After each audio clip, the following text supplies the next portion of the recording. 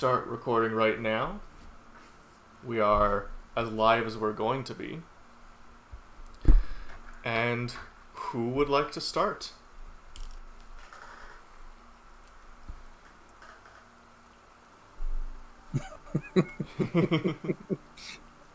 All right, class. Let's just start at the top and go down. There we go. All right. I am. Need to look at my own. Okay. I am Chameleon or Encyclo. I am playing Ophiria, the half-elf assassin rogue. And I am in Barovia to bring back the balance of nature.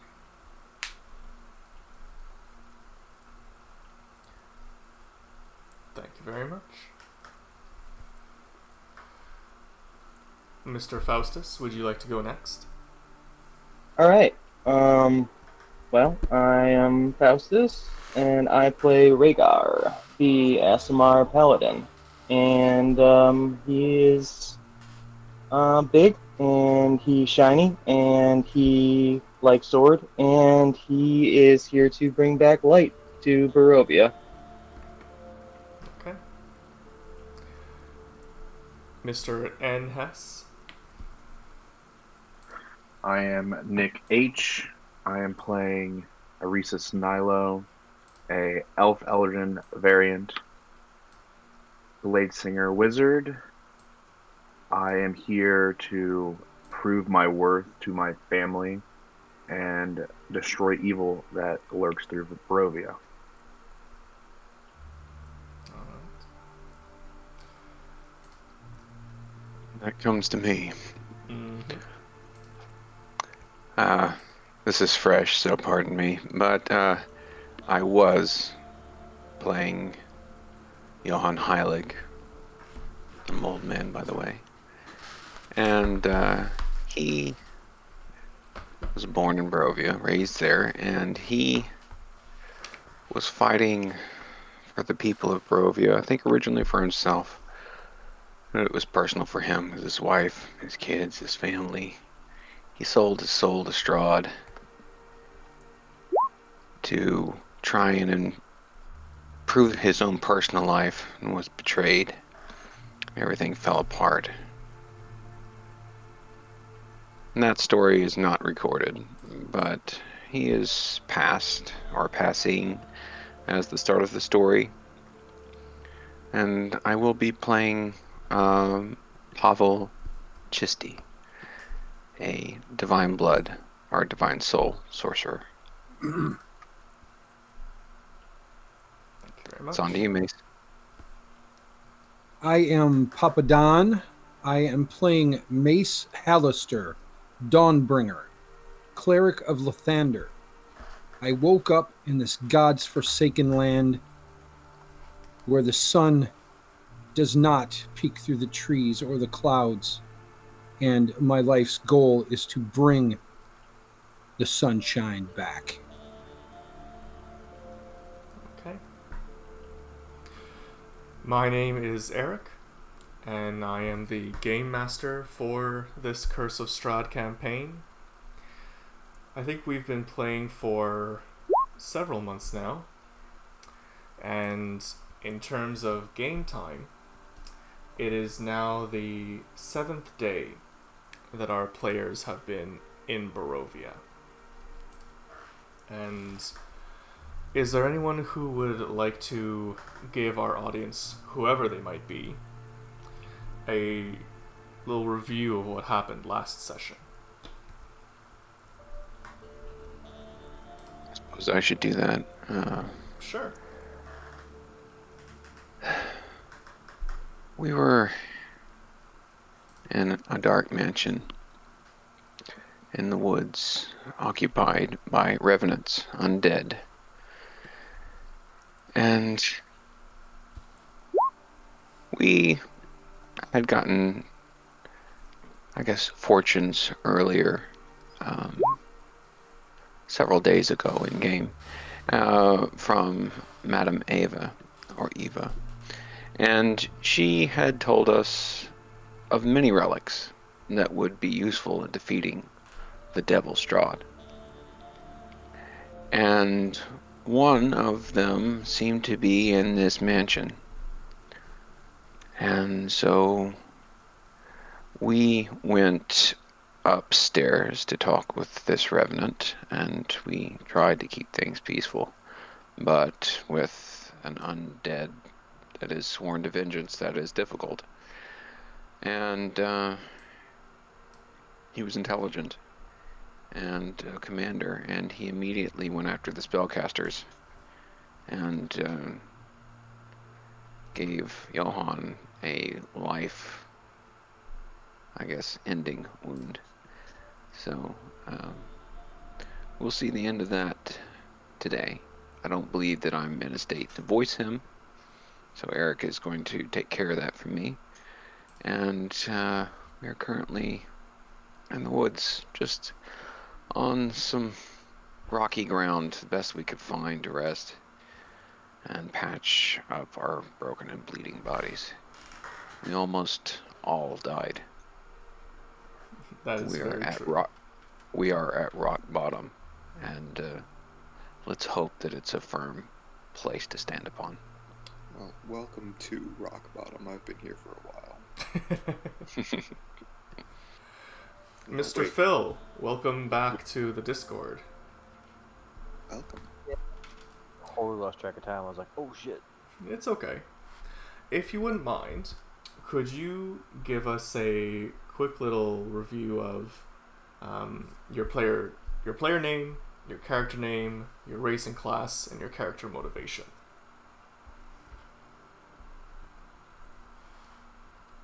My character name is Laktari. I'm a monk. I come from, I guess, like normal Earth world. Just normal realm. I grew up just a standard like carpenter peasant, and then got visited by a deity. Went out, decided that I was going to follow the deity and build churches in her name to try to spread that faith. And then all of a sudden, I got ported to this godforsaken land, which I hate, and I want to burn it all down. That's a side note. Kind of got stuck in with these other travelers. A lot of them also religious. What were the other questions? No, you pretty much covered it.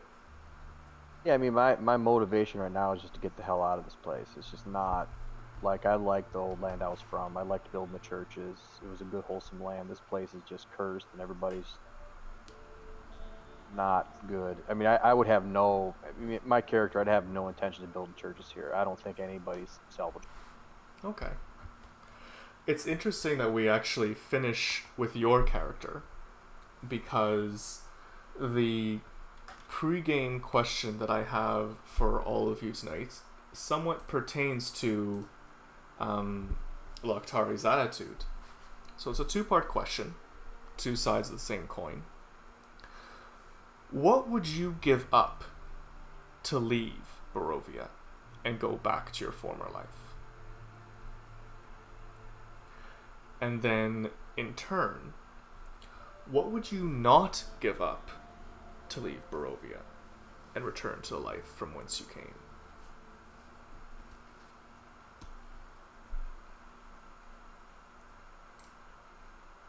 I think my backstory already answers this.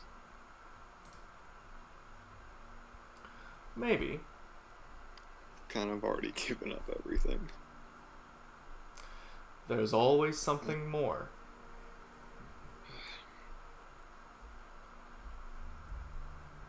And I think Ophira in particular still has things where if she left, she would be giving up.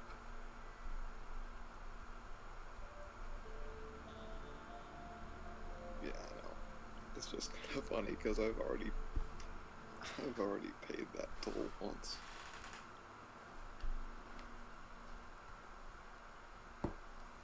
Take your time to think about it.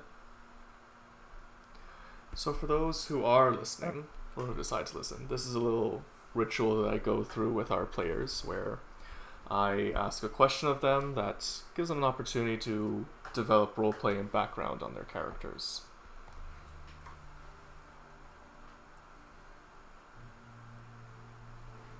don't really think that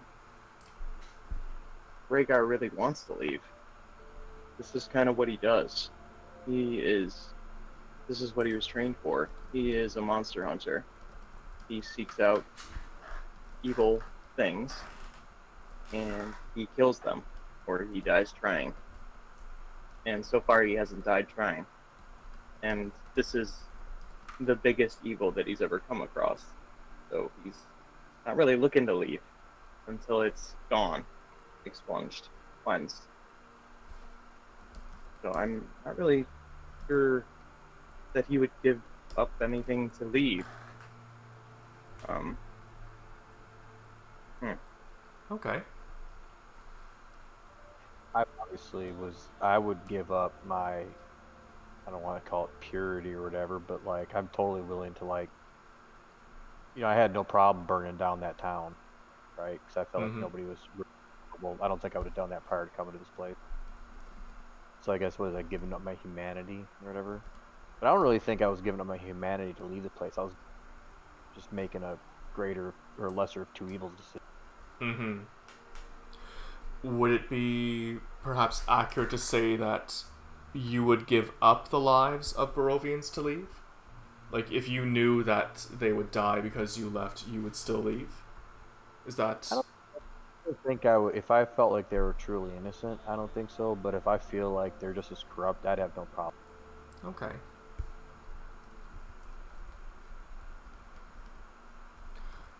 So you would give up the corrupt of Barovia? Yeah, but I don't really know if that's given up, right? Like if it's a corruption, then No, no, like sorry, that's sorry. When I say give up, I mean like you would sacrifice the corrupt to leave. I would sacrifice my humanity or whatever. I would become a killer of the corrupt to leave. Okay, that's a good way to phrase it. I guess, vengeful than a builder, like a destroyer than a builder. It's interesting that he phrases it that way because Johann very much feels the same way, but he doesn't know anything other than Barovia. So he also would not want to leave. But for him, his family and all that has already fallen away. His only motive at this point is vengeance. So that is what consumes him. Okay. As for Pavel, he was also born here. But he doesn't even comprehend the notion that he can change anything at the moment. And so this question is not something that he has entertained. Mm-hmm. And one which he cannot answer at the moment. That's fine.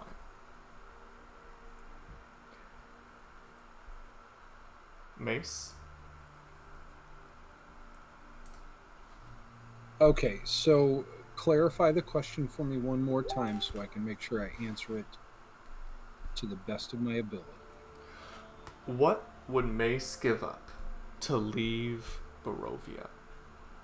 And what would you not give up to leave?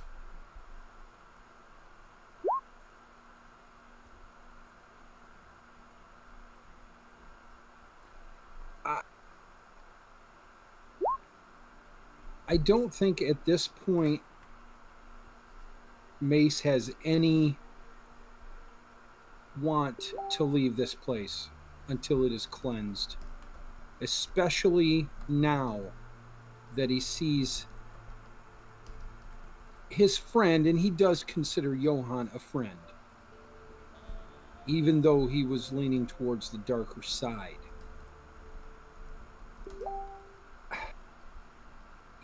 There's no want for him to leave until he does what he came here to do.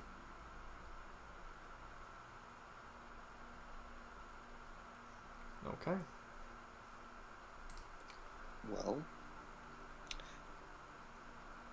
a lot of people saying that there's no need to leave, and I guess that I saw this question as a different way. I saw it as, given if my character had the want to leave and were given an option, give up this and I'll let you leave. If the offer was to give up all memories of her father and be able to leave, that's what she would do. What she would not do is if the offer to leave was to give up her vengeance for her family and her hatred of Strahd.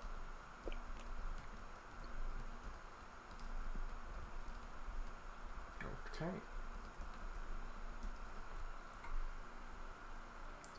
Oresis.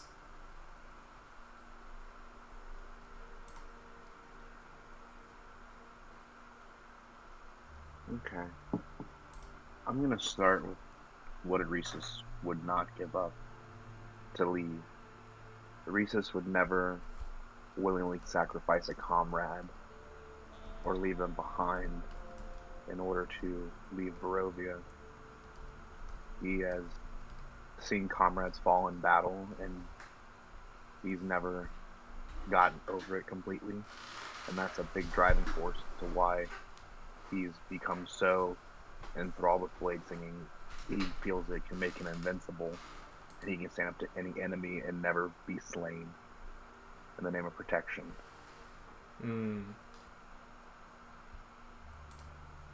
Something he would give up in order to leave Barovia. He would drop his devil's leather if it was a choice between leaving or staying, because deep down he knows the devil's leather doesn't make him a great blade singer. It's what's in his heart. Okay. So we are going to pick up in the Slavic woods. Inside the cold rain, you'd all have taken a short rest,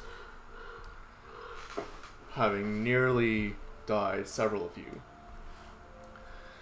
In your company, Ophira on a horse, Rhaegar, Lokhtari, Oresis, Mace, Johan as well, except that Johan is not awake.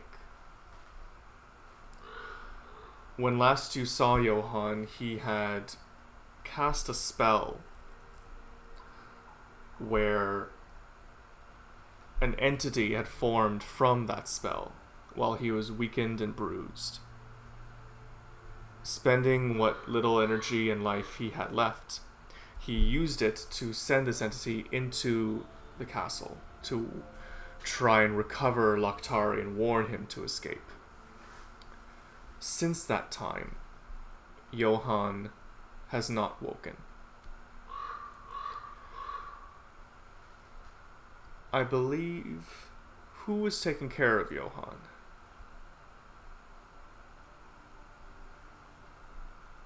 Was anyone? I believe last we did, Ophira had begrudgingly given up her space on the horse, and they had carried him on it. As to where he ended up, how he got down, or if he was put down, or anything on the short rest, I'm not entirely certain. Okay. In that case, we'll say that when you guys took your short rest, you had probably taken him off the horse and kind of laid him on the ground. And at this time, while you rest in the woods, the familiar that Johan had conjured remains with you. This wretched, undead creature with Johan's face, with terrified eyes, seems to almost be pawing at him. You notice it hovering near Johan's body, and it tries to put its hand into him and just kind of drifts through.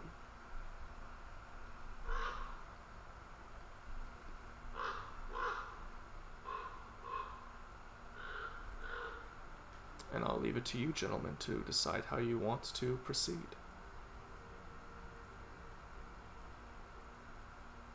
Hmm.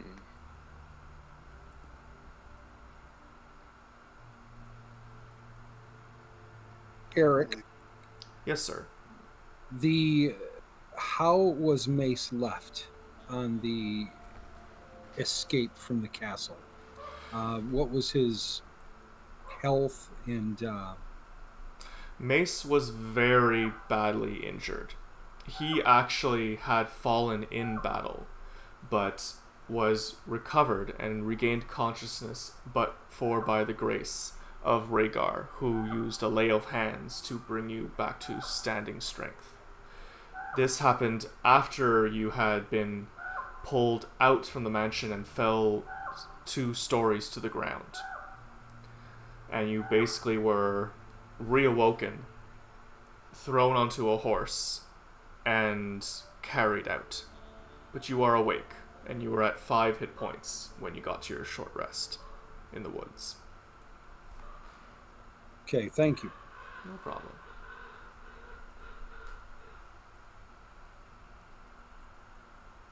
This entity, is it making any noise? Is it speaking? It's just hovering there, trying to essentially get inside of Johann, it looks like. It's what it kind of looks like. It's not making any sound. It's almost like it's trying to fit its way back into him. You see it like put its hands where his hands is. It tries to like fit itself around him sometimes, but it just seems ethereal.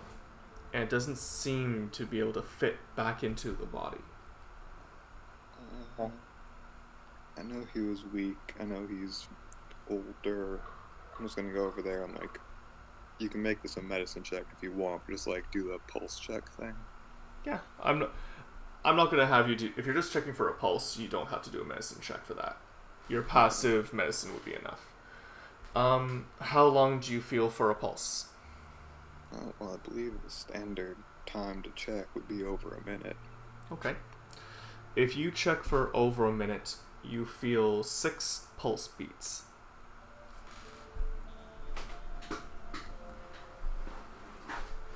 So 6 beats a minute. That is not healthy. He is on his way to the land of the dead. Mace hears this and he's going to slowly, wearily walk over and kneel down by his body. Johann. Can you hear me, Johann? There's no response, but the entity does look to you. He will definitely start trying to heal. He's going to burn a heal on him. Okay. What kind of heal are you spending? I'm actually going to spend a level 1 cure wounds. Okay. Just So, because that's what Mace would do. okay, go ahead and roll.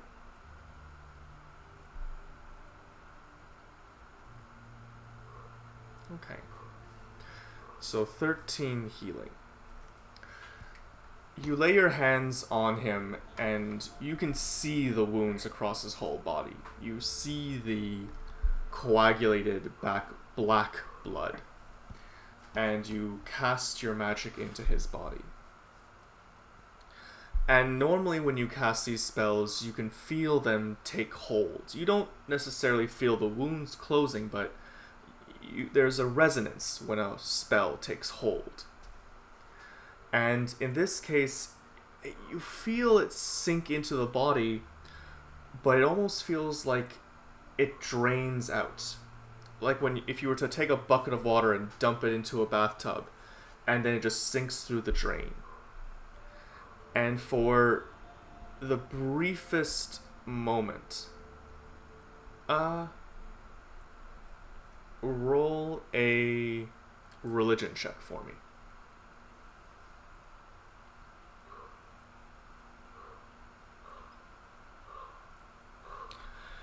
For the briefest moment, so That's- 22, very nice. The briefest moment, you catch a glimpse of what looks like chains. Black chains that wrap around Johann's hands, up his arms, around his shoulders. And it's almost like tattoo chains. And you see them wrapping all the way around his neck. And even slowly in front, you see one final link that is slowly barking, slowly forming and finishing, but not quite finished yet.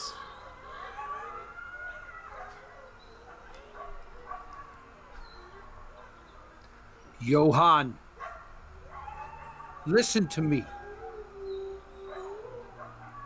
You have to accept the light. You cannot go like this. I do not accept this.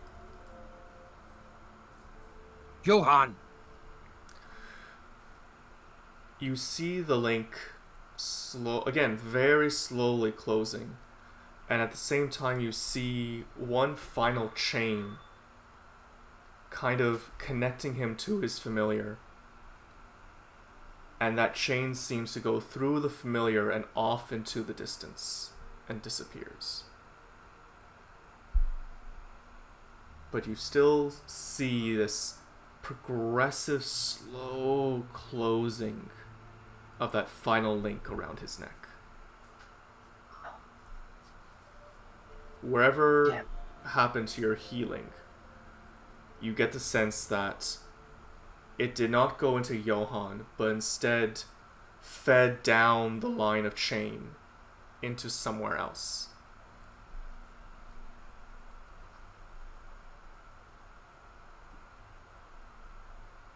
And only Mace sees this chain.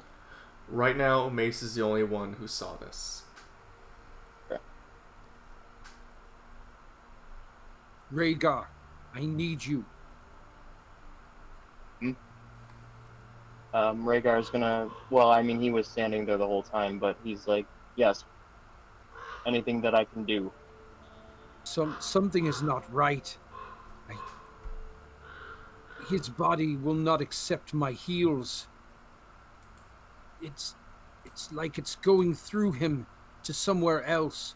I've never seen anything like it.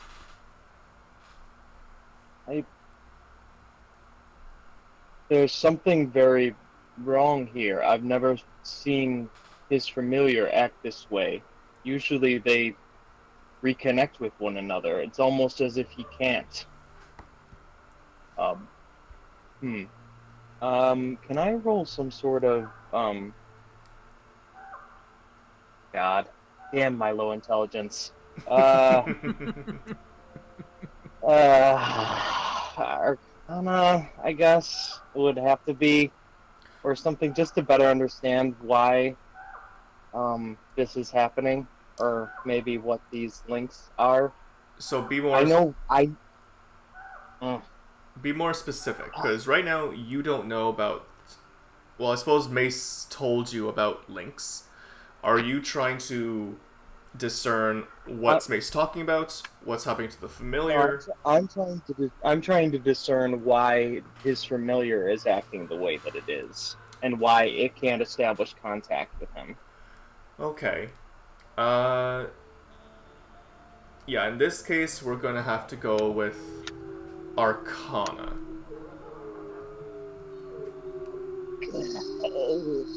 Alright. Here we go.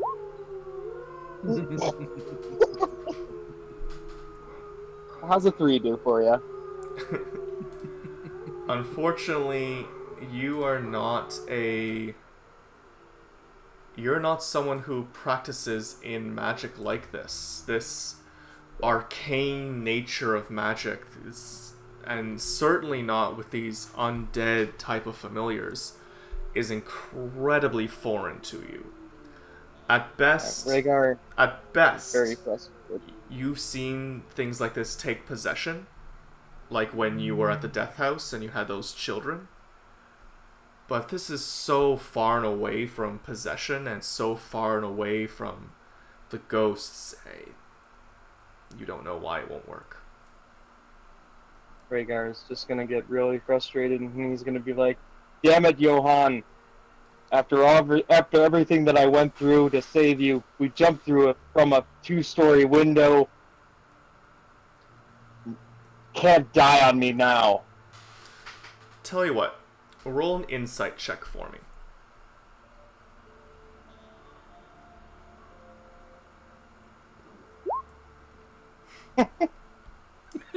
A critical fail. Okay. Yeah, you don't know. I'm gonna call on one of our more magically inclined um, group mates, and I say, Aresis, you are a mage. I know little of these magical mysteries. Could you maybe tell us more about what's going on here? This is a little bit out of my realm of expertise. I'll do the best I can. Please, we can't lose him. Okay. I can't lose another comrade. Roll a Arcana check for me. This will be the last Arcana check you guys can make for this.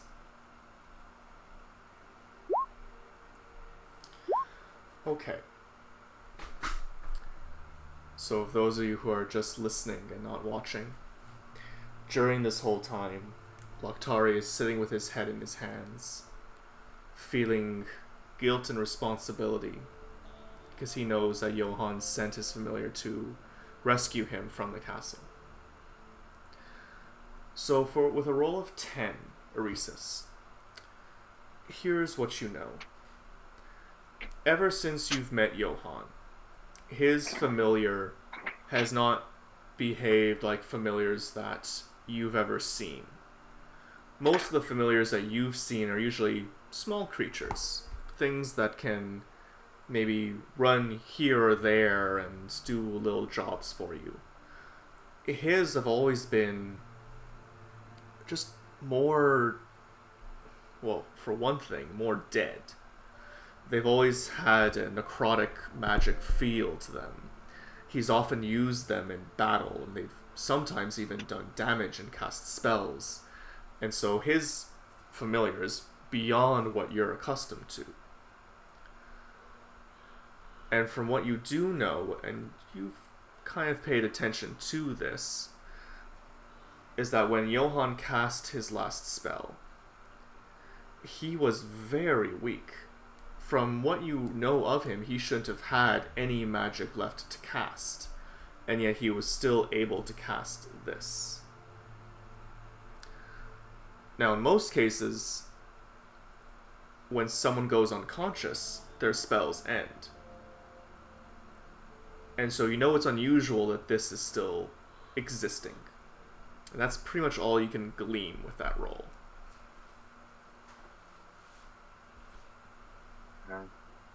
Well, Mace is actually going to discern, because of their discussions in the past, that Johan gave himself completely over to the darkness. So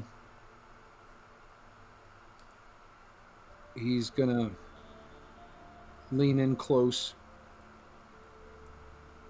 Johan, I think you may have passed the point of no return. And I gave you my word that I would end your suffering. But I don't know if I can do this. I have to pray to Lathander on this. I don't want you to go.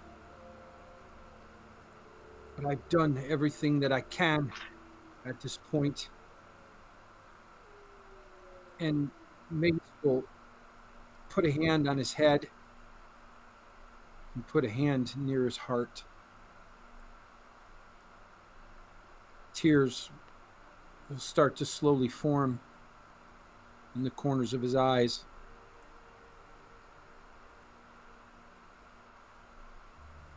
Mace, He- you have to fix him. I've tried. There's nothing else that I can do. I've seen chains, ethereal chains forming around him, and the links are closing. I really think he's given himself over to the darkness. And I swore to him that I would end him. He made me promise. I have to, if anything, be a man of my word. And he's just gonna cast inflict wounds to end his suffering.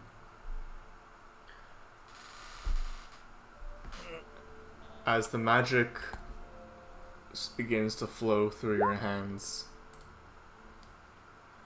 you feel a hand on your shoulder, a whisper in your ear. Mercy.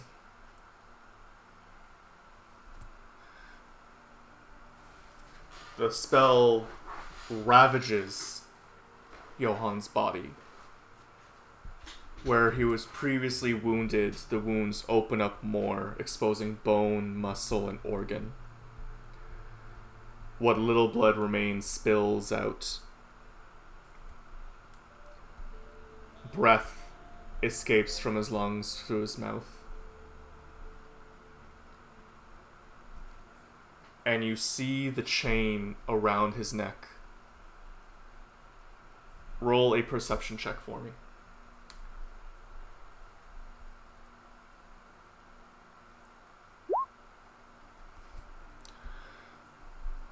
You see it close. And you see it break. The familiar turns to you. And you see it already breaking and starting to shiver. Chains start wrapping around it. The chains that were on Johann start to spiral and clutch around the familiar. And only you see this. You see it look at you. And I'm going to send you a text for what you read on its lips. When he casts the spell, though, he screams at the top of his lungs also.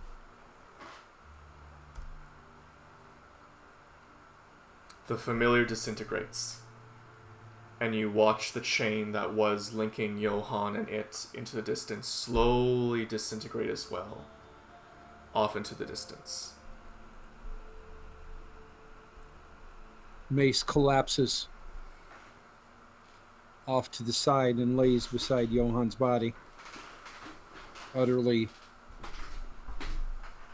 destroyed of emotions.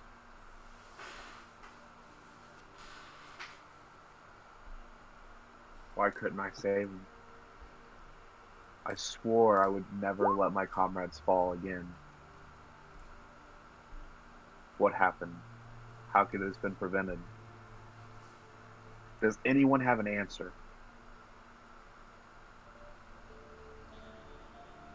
Lokhtari begins to walk away.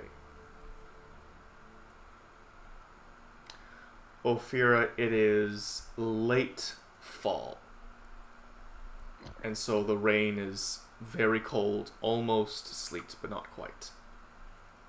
I'm like going around and grabbing fallen branches to make like a crown of branches, and then I make it bloom into leaves with druidcraft, and I place it on Johann.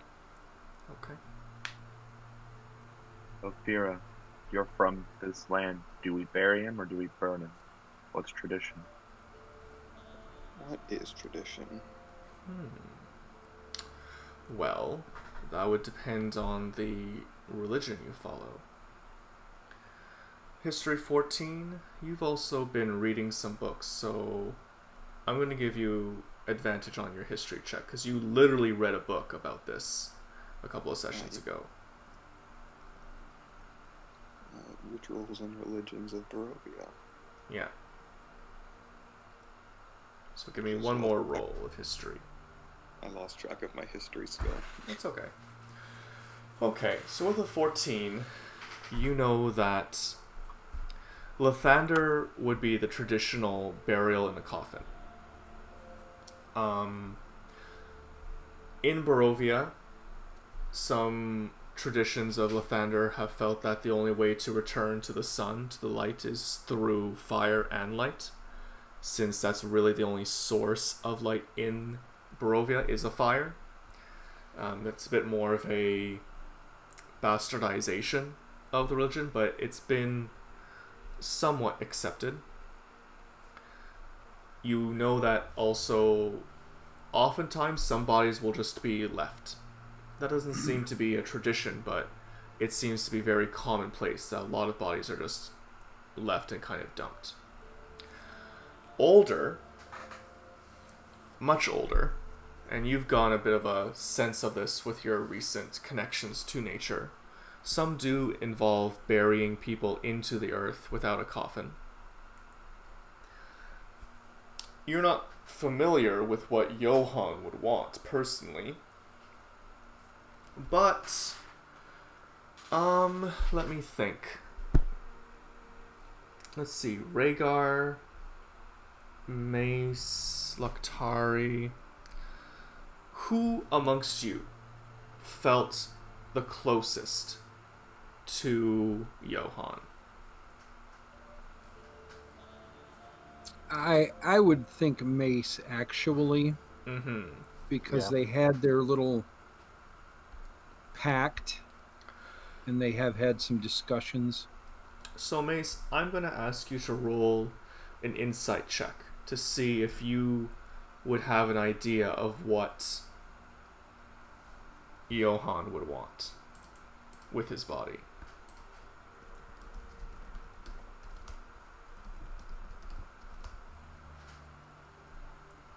Okay. 14. So, I think that given what you've seen of Johann and his transformation from the man that you once met, a father who cared for his children, to this other, that he would not want to be remembered in this world in this form. And you think, not 100% sure, you think he would probably want his body burned and not let his last mark on this world be the body that he had become. You're not 100% sure, but you think that that's probably what he might want.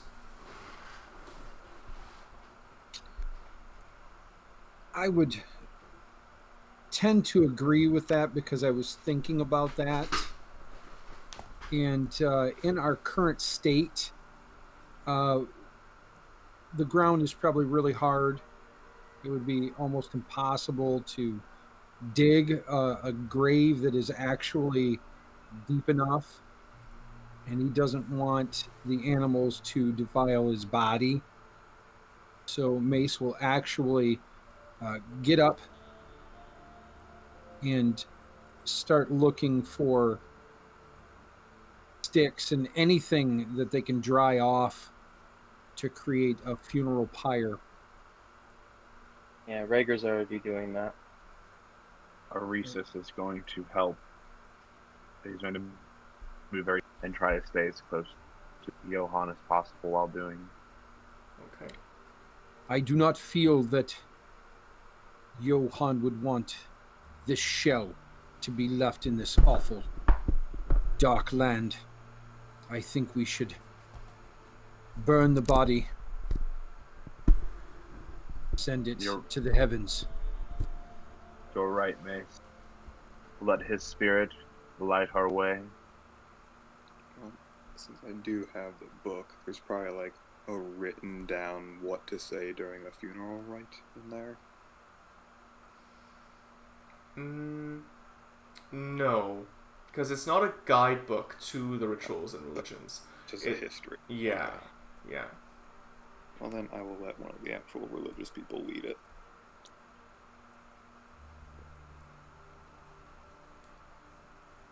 Once the pyre's built and we place his body up there, I'm going to grab his spell book, and I want to try and grab anything that could be of use for us later to make use of everything we possibly can, since we are kind of in bad shape right now.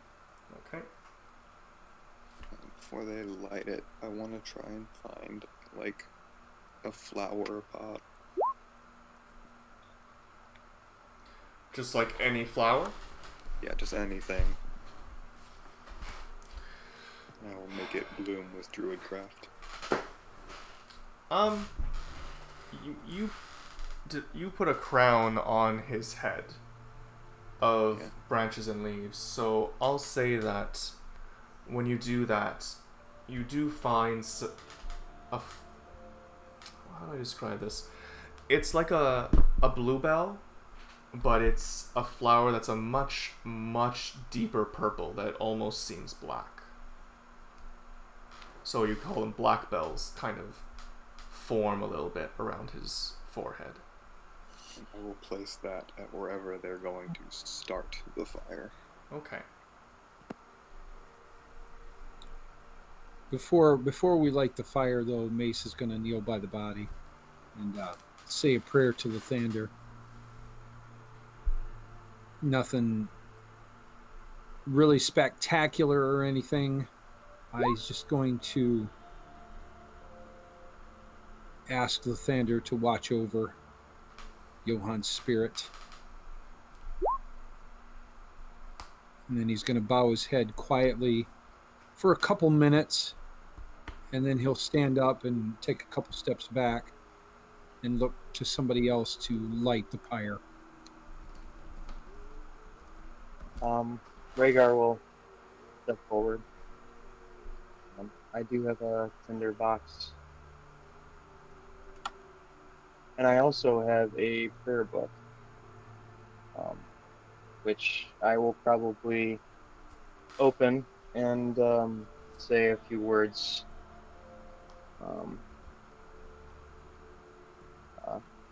from my prayer book from the book of Lathander.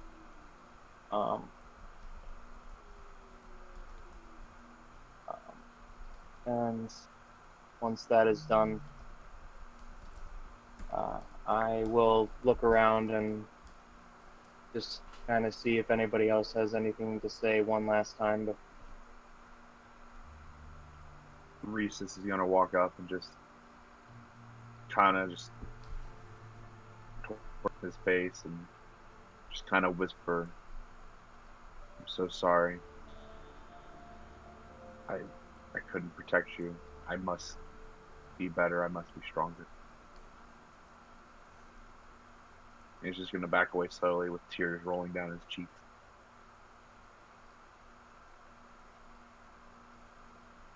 I just say in Sylvan something that I heard a lot from my companions outside, and that is peace in stillness.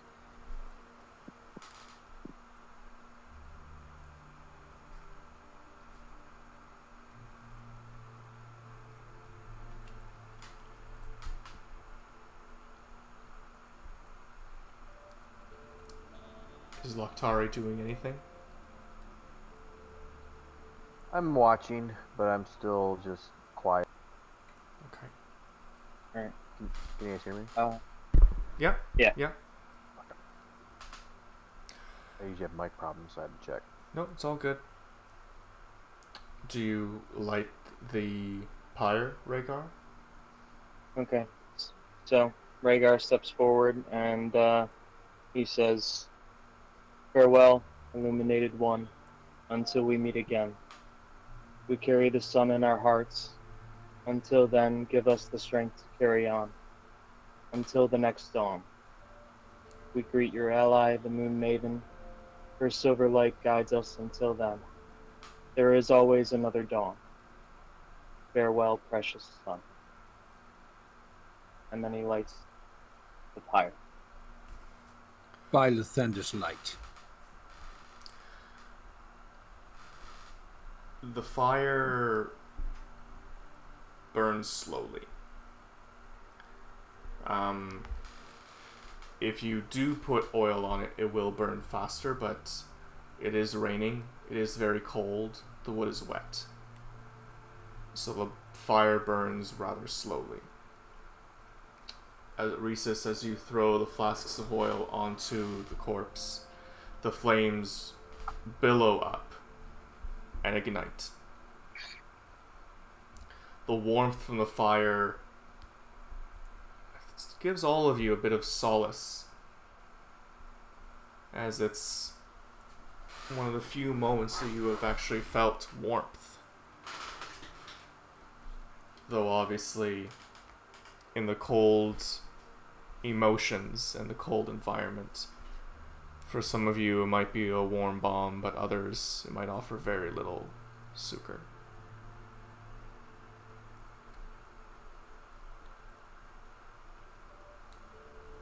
What would you like to do now? The ashes drift into the treetops. It will be some time before the fire is finished.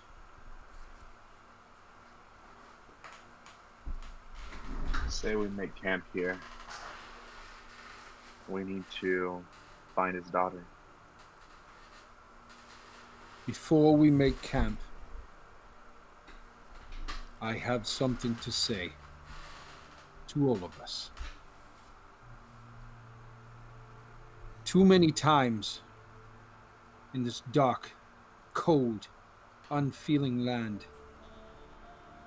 have we all been at odds over what we should do and where we should go and how we should do it. If we are to survive this hell, we need to band together a little bit better. This should prove to you that we need to be stronger, and we can be stronger in numbers.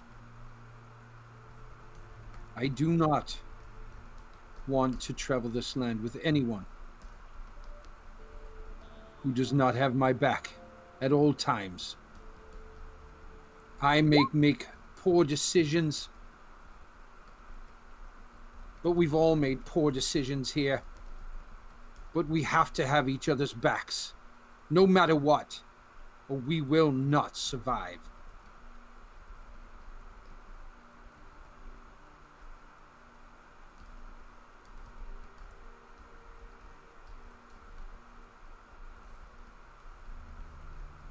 Does anyone have anything to say?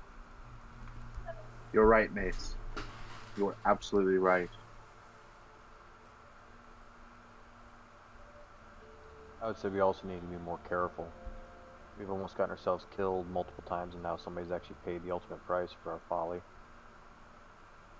We must stick together, weigh the options, weigh the risks, and be sure in everything we do that we can make it out and have an escape plan.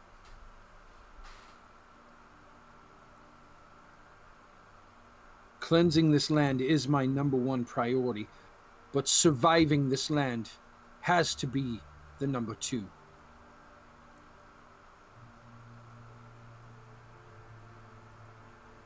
I vow to not let any of you fall again in battle. I will put my own life on the line to ensure your safety.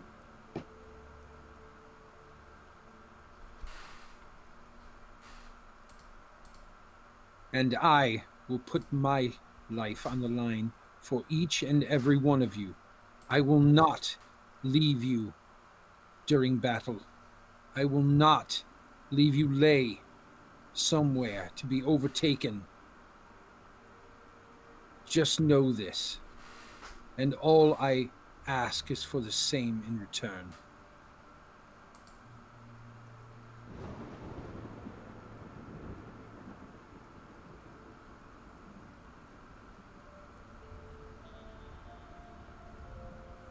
My companions, I have failed.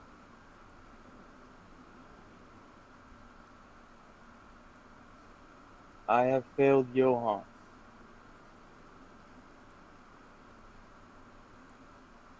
It was my duty to be your shield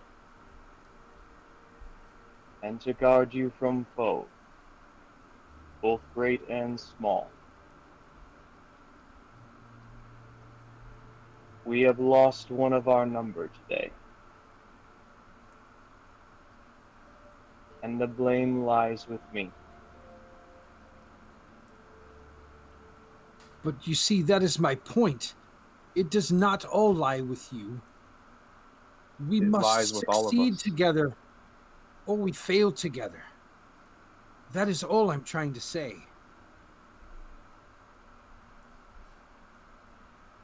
We are all at fault here. No individual caused this to happen. It was the culmination of all our actions combined that led to Agreed. this outcome. We must do better. We have to do better. Now I say we watch over this, make sure it burns down, and make camp here. We're all very wounded. I know it's dangerous in these woods, and Johann wouldn't even suggest it as an option, but I can't see us doing anything else right now. Not in our state. We definitely need to lick our wounds before we travel again.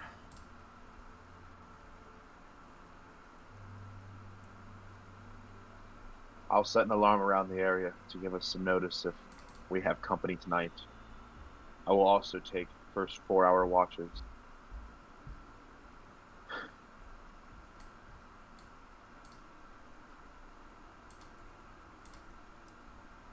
All right. So you set up an alarm. Yes. So Also, wherever we set the camp up, I leave a 20-foot circle of clear area, and the only cry of distress I have made will be when I cast this.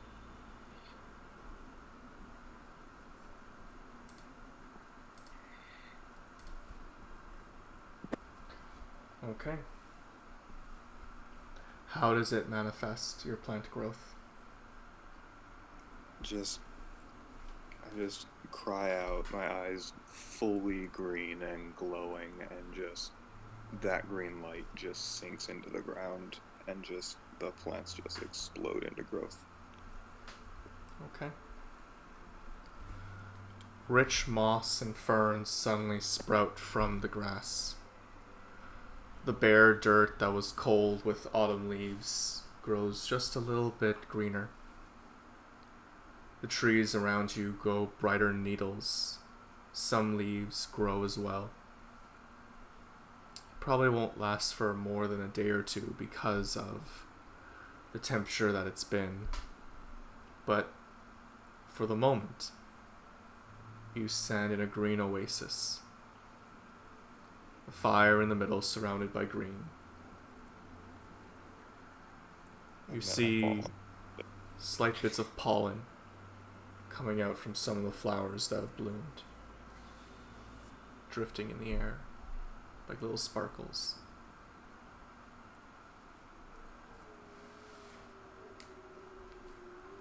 I fall unconscious. Okay. You all see Ophira fall unconscious. We kill these wolves. They're damn noisy. Yeah, so this is coming from the Discord. I did not realize it's going to be this loud. To fix that, No, it's fine. It's adding to it, but it's like it's loud, you're yeah. either a cheering or a booing section. You can turn the bot down. Yeah, We know what our next encounter is going to be.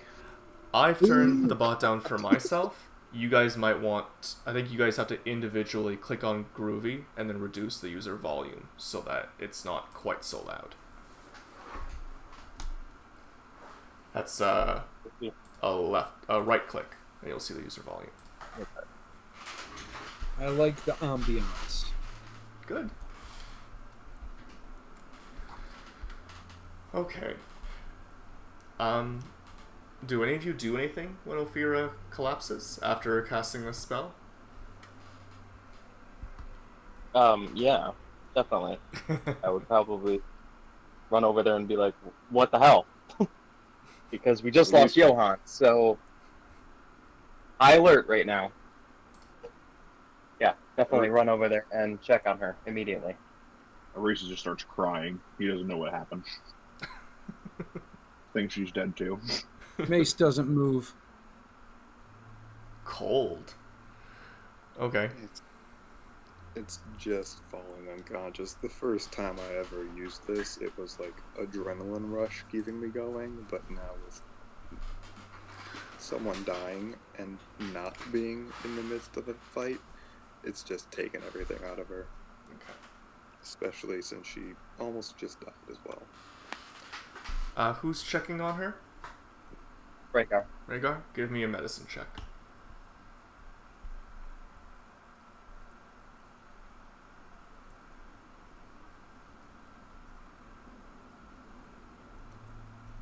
M is for medicine. That's a 3. Oh my god, Rhaegar! Jesus, man. Terrible rolls tonight. She's dead, guys. She's dead. So, you're scared. You're very scared. You're panicking. You don't know if she's dying. You don't know if she's okay. You know that you can't wake her up, and that's scaring you. Yeah, you're scared. You don't know if you don't know. You saw her collapse after casting a spell. You saw Johan collapse after casting a spell. You're kind of making 2 and 2 put together. She doesn't look as bad as Johan, but you're scared. Alright, I am going to pick her up. Mm-hmm. Scoop her up, and I am going to run with her over to Mace. And be like, do something! With that insight check, Mace is going to already discern that she is breathing fine. And when he carries her over there, he's going to look up at him and say, she is just fine. Lay her back over there. Look, Okay. She's breathing okay. Alright, and when Mace says that, Rhaegar's going to take another look back at her and see that she is breathing. And he's going to visibly calm down a little bit. And he's going to look back at Mace and just kind of nod. And turn around slowly and find a soft spot on the newly grown moss to lay her down. Okay. Aresis, in 4 hours, wake me up. I will take second watch.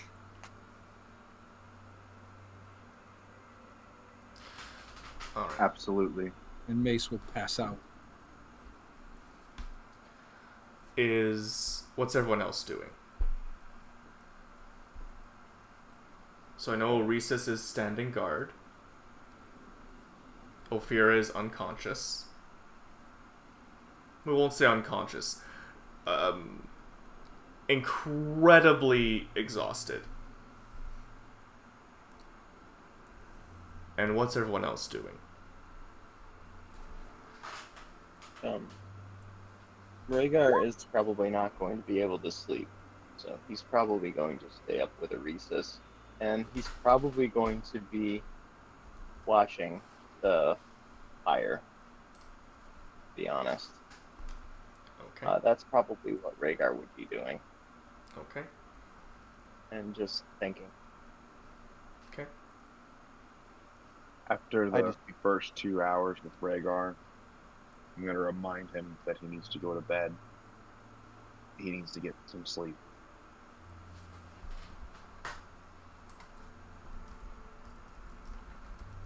I'd just be thinking in a corner, and I'd probably pass out after a while. I'd still kind of be separated from the group a little bit. Okay.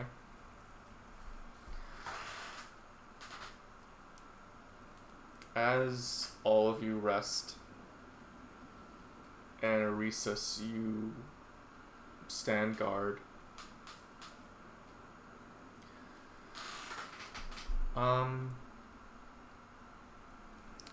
Oresis and Luktari, please join me in the general chat.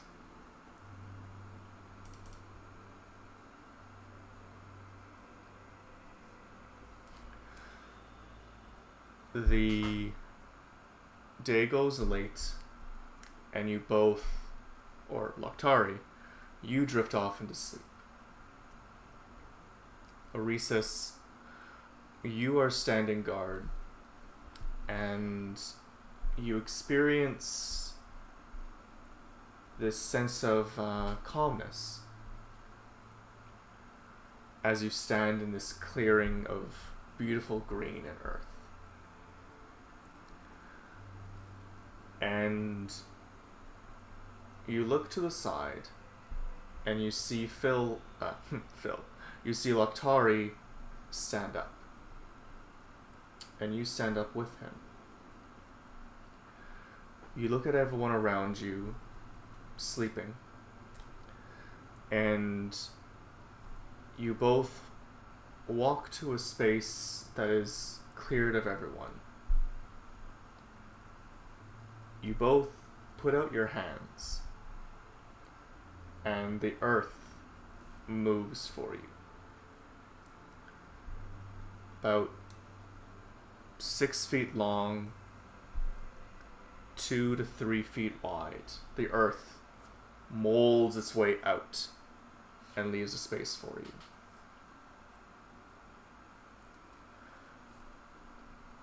You each crawl into the pits that you've each individually made.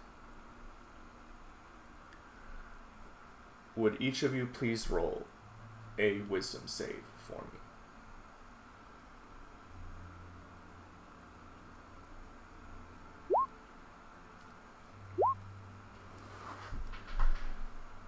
The earth Oh, that sucks. feels beautiful. It is the warm blanket and soft bed that you've always been looking for since you arrived. You pull the earth over top of you,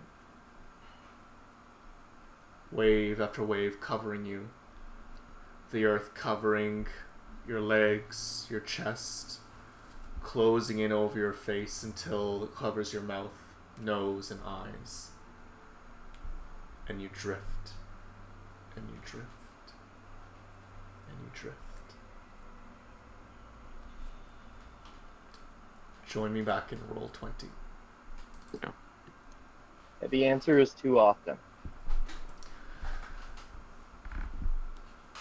Mace. All right, guys, quiet down. They're back. Yeah, go ahead. You roll a perception check for me.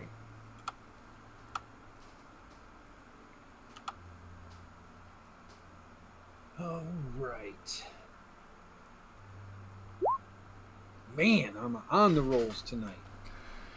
You sense something wrong. You've been waiting for Aresis to wake you up. And even though you've been sleeping, in that same way when you kind of wake up thinking, my alarm should have gone off by now, you kind of panic. Yeah, I And- wake up in a panic for And sure. you sit up and you look around, and you don't see Oresis, and you don't see Lokhtari. The ring around you remains intact, and with that perception roll, you do notice 2 mounds of earth side by side.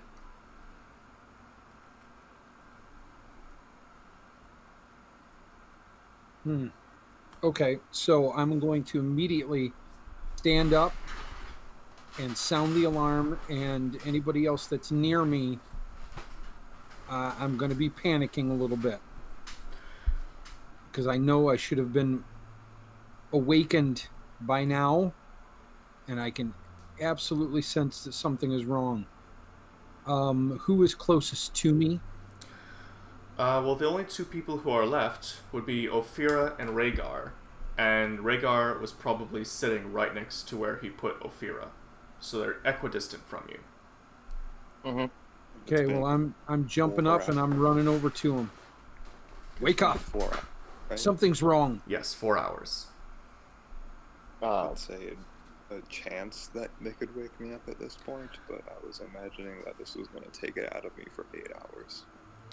I think that, I mean, you use a spell within the parameters that it was expected to be used, so I think that they would be able to wake you up. I think that you're more emotionally exhausted than actually magically or physically exhausted. Let's see how mentally well I am doing when I wake up, though. Sure. Better. 19. I'm doing better. You're fine. You're both very abruptly woken up by Mace. Yeah, Rhaegar is up. I just immediately have short sword and dagger out. You both notice that neither Oresis nor Lokhtari are present. What happened? What's going on? Oresis should have woke me up by now. Something is wrong. Did either of you notice those 2 mounds Well, before we laid down?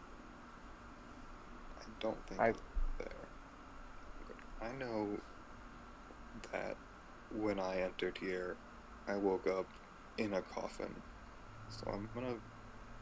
Tell me what role would you want me to possibly realize that they might be buried? I don't think I even need to make your roll, because your character's already thinking that. Alright, well I'm just immediately going over there, like, starting to just dig it up with my hands. Yep. Sure. I think we're all going to do that. Roll strength checks.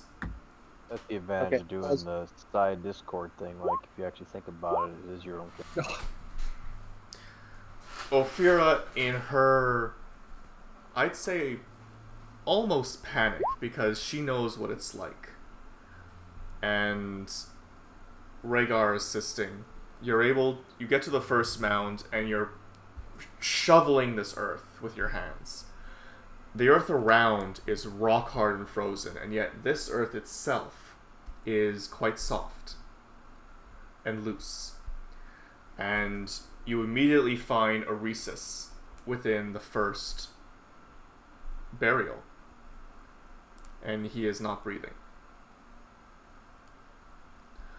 Mace, you are on the second mound, and you are shoveling this earth, and you've taken much slower.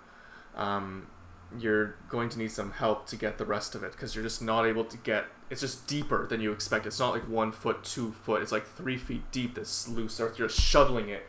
You see Oresis in the other mound, and you know now that Lokhtari must be here as well. You're panicking. You're trying to shove it out. You eventually uncover it, but it must have been at least another minute or 2 before you did. And you find Lokhtari also not breathing. You want me to roll medicine on them? They're not breathing. Their lips are blue. All right, definitely going to start CPR. Sure. Start Roll- chest compressions. Roll a medicine for me. Sure. Okay. You begin CPR, and you're a cleric, so yeah, let's say you guys, you have an idea of how to do this. And a minute passes. A second minute passes. Rhaegar sees what you're doing and then tries to like start mimicking you. Rhaegar can actually Ophira or Rhaegar, one of you can roll a medicine check to try and copy what Mace is doing. Hasn't had the best luck. Go for it. Rhaegar's a little bit freaked out right now. Okay. Ophira, you're mimicking. You're kind of like just trying to measure yourself, pace yourself. It's not great, but it's getting the job done. Actually, Rhaegar's gonna try something else. Can I try to lay on hands? Yes. Who are you casting lay on hands on? I'm closest to Aresis, right? Yes. He was the mount that I was on, so I guess Yes. I'd do him first because it's touch. So Okay. I will try 5 points in Aresis. You cast your lay on hands, and Aresis immediately awakens. Takes a Okay. deep breath, immediately wakes up. All right, Well, and I shot where Mace. am I?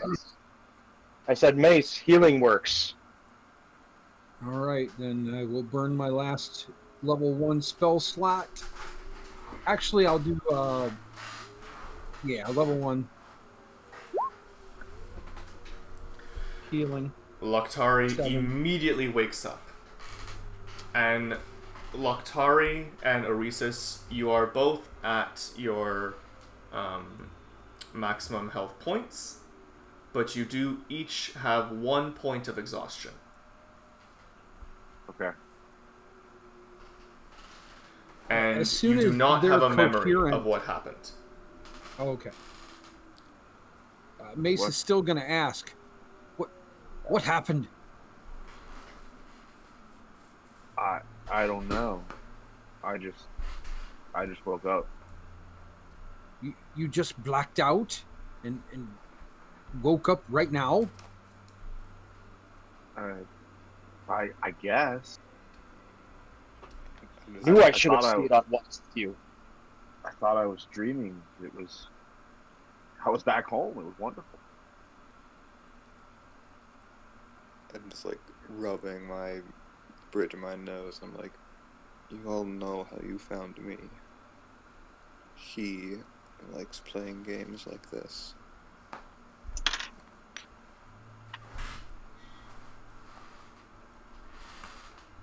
Is there no respite in this evil land? I just look at that like it's a stupid question. We can't even trust ourselves dreaming anymore. This is his doing. He truly is a wicked, wicked man. That is why Johann never wished for us to do this. Speaking of Johann, I'm gonna look towards the fire. Is it still burning? It's been 4 hours, so the Yeah. pyre is now burnt to ash. It's ashes. Okay. There are still bones, but the flesh has been burned off of them.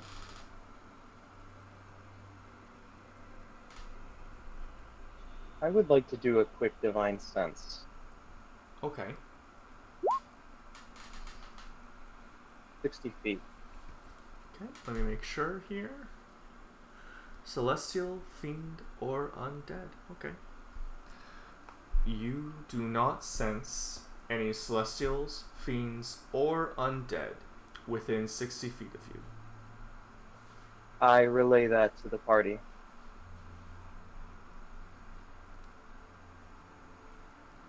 I do not sense the presence of any celestials, fiends, or undead in the very near vicinity. That does not mean they were not here. And I'll Get the also hags. add on that you don't detect the presence or object of spaces that have been consecrated or desecrated.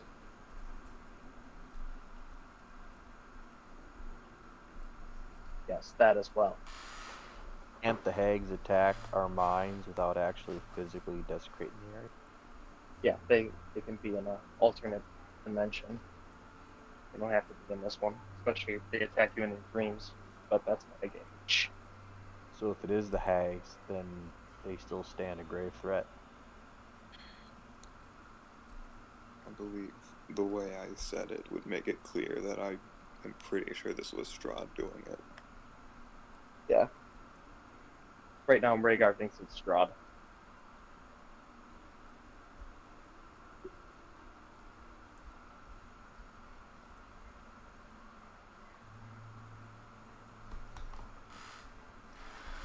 I'd say at this point, it's very, very early in the morning.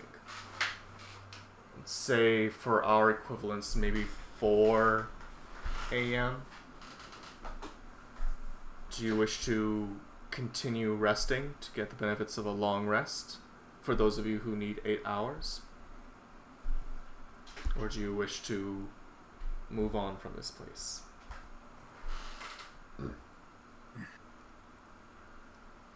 With the extra 4 hours, 'cause I would let them know that I don't feel. Because I'm exhausted, so I wouldn't feel refreshed. Would the extra 4 hours help with that or no? So for Lokhtari, he's yeah, it would. If you chose to do the full long rest. I think, and I would mention that to the companions, and I think they'd understand since they just literally pulled us out of the ground Yes. dead. I would request that I could use rest. Some monitored rest. I need to finish resting as well. I'm so tired.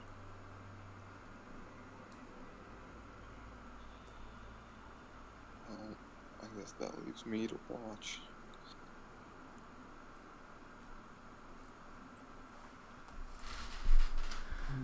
Begrudgingly, Mace will not be able to go back to sleep. After waking up in a panic, his adrenaline is flowing, and he is going to sit near his companions, watchful but alert. Would everyone please give me a Constitution saving throw?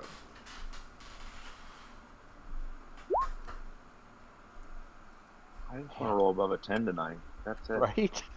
It's- I guess we're dead again. yeah. Okay. Or like dead on your feet. 15. I Lokhtari, finally rolled above a 10. 9.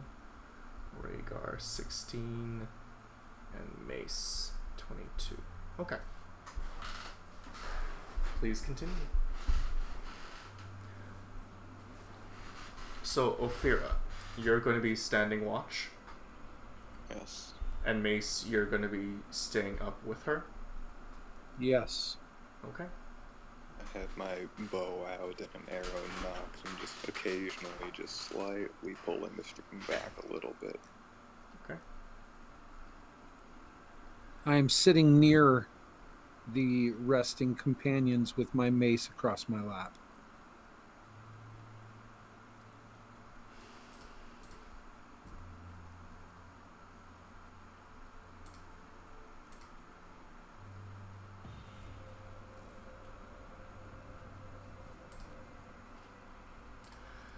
The rest of the morning,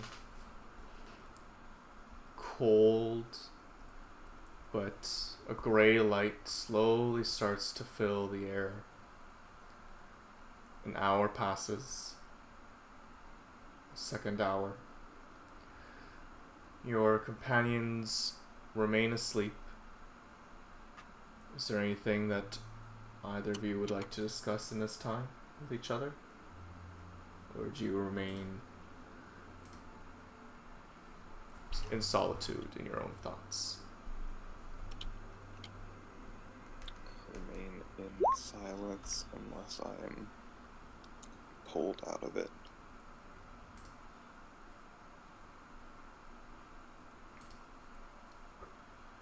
Mace, the same. Mace will be quietly murmuring his morning prayers. Okay. He wants desperately to have a discussion with Ophira, but he is going to hold back on that because he's afraid that his emotions will get the better of him because of everything that has happened very recently. But it is something that is weighing heavily on his mind. But he is going to save that for another time. Okay. I'm gonna roll an insight to see if I can pick up on that. Sure.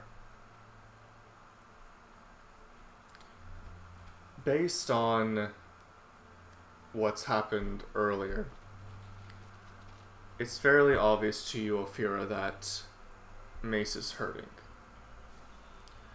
His not necessarily his faith isn't broken, but certainly not in his god. But based on his behavior before and what you've noticed, I would say that you do get the sense that he may have lost a little bit of faith in himself.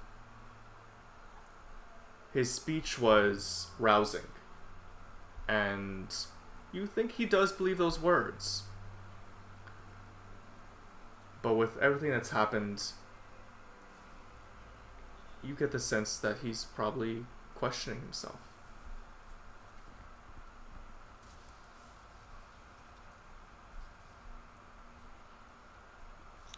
I'm not gonna look at him, and I know he's doing his prayers, so I don't expect a response, but I'll just say that, you know, they look up to you. Don't let them down.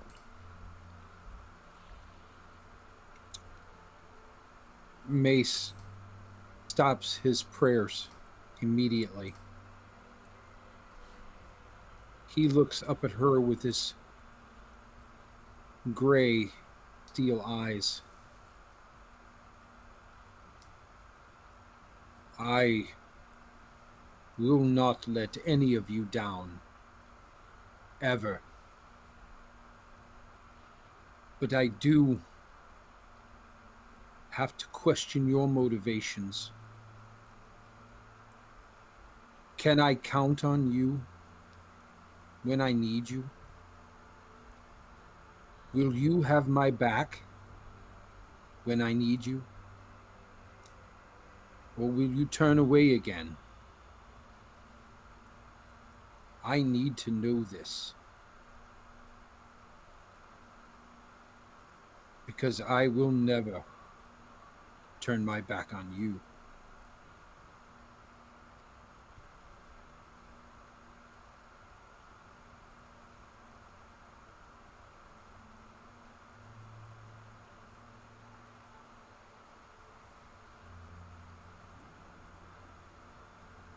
I never wanted to truly come back here.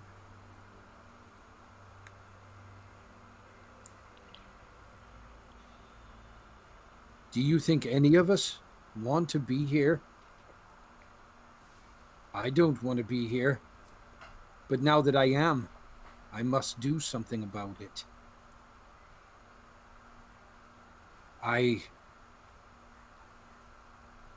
We saw you in a coffin, trapped.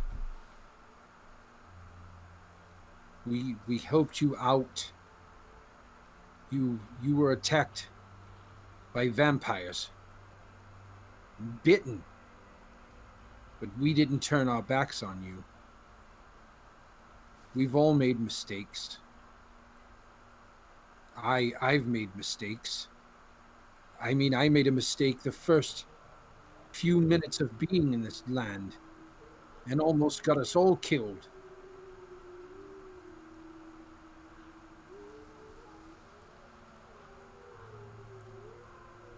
I will not turn away, but I need you to tell me that you are with us or you're not with us. I need to know.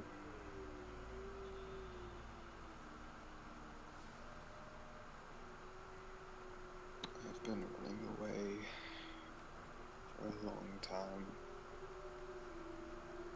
Never really had much I could believe in or trust. It's going to take some time to get used to that not being true.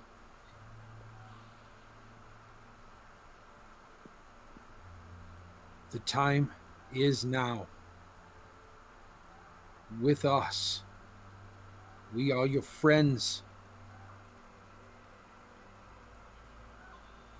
You can trust us. You've got to see that.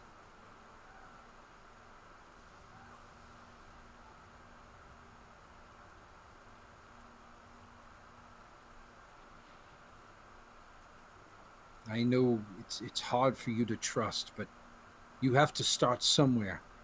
And I'm not expecting any miracles, but I just need to see something. We all need to trust each other. And out of everyone here, I fear that you're going to turn away again. Give me something.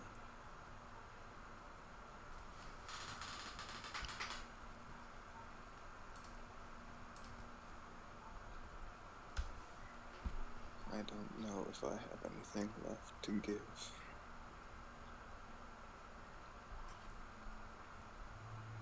Then there is nothing more that I can say to you. I will just have to prove it to you. And Mace will go back to his morning prayers.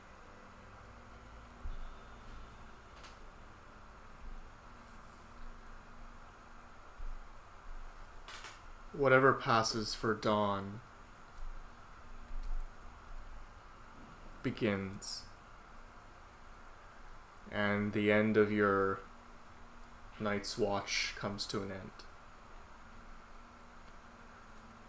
Rhaegar, Loctari, and Oresis, you slowly begin to awaken. Actually, perhaps quickly, fearing perhaps that what had happened to you may have happened to your companions, but as you wake up and open your eyes, you see them there, standing guard, though perhaps a little bit distant as well.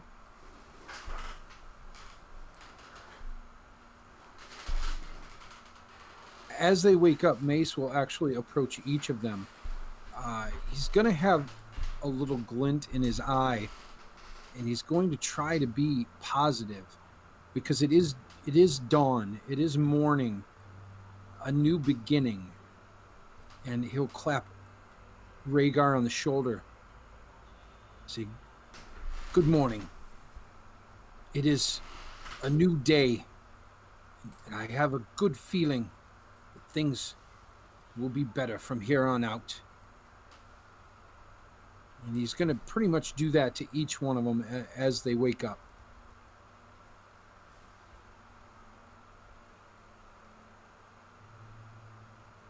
A new sun rises. With it, the promise of a new day. And then Rhaegar's gonna don his armor and get ready. Move out.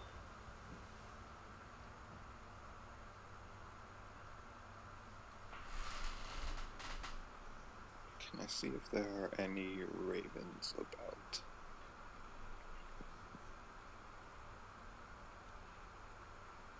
Say that again? Can I see if there are any ravens about the area? Roll a perception. Alright. It's been a very 19 night for me. Yeah. You do not take note of any ravens. You can kind of hear them, but you don't see any. Alright. Well, I'll just hopefully keep that 19 going for while we travel, because honestly, I want to see if I can at least find some information out about Irina. Okay.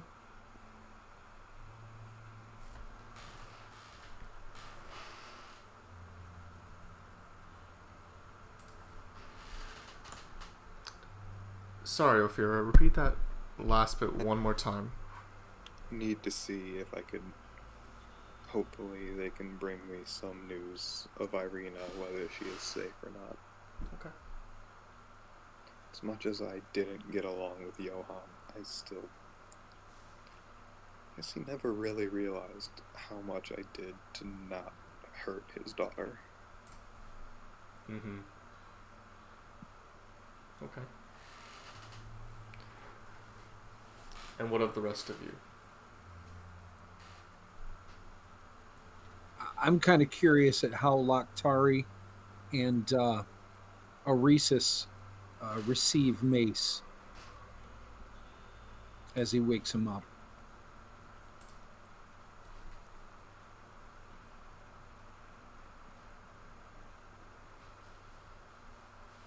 You mean, like, are we confrontational with you or something? Yeah, your demeanor is all. I mean, how do you receive him as he's trying to be positive? I know Loctari's had a hard time with this place, so he's kind of. Yeah, just I'm curious. I'm still pretty dejected, I think is the proper word, from the day before, with Johann dying and that horrible night. I think I'm probably just too distant. I'm not even really paying attention much.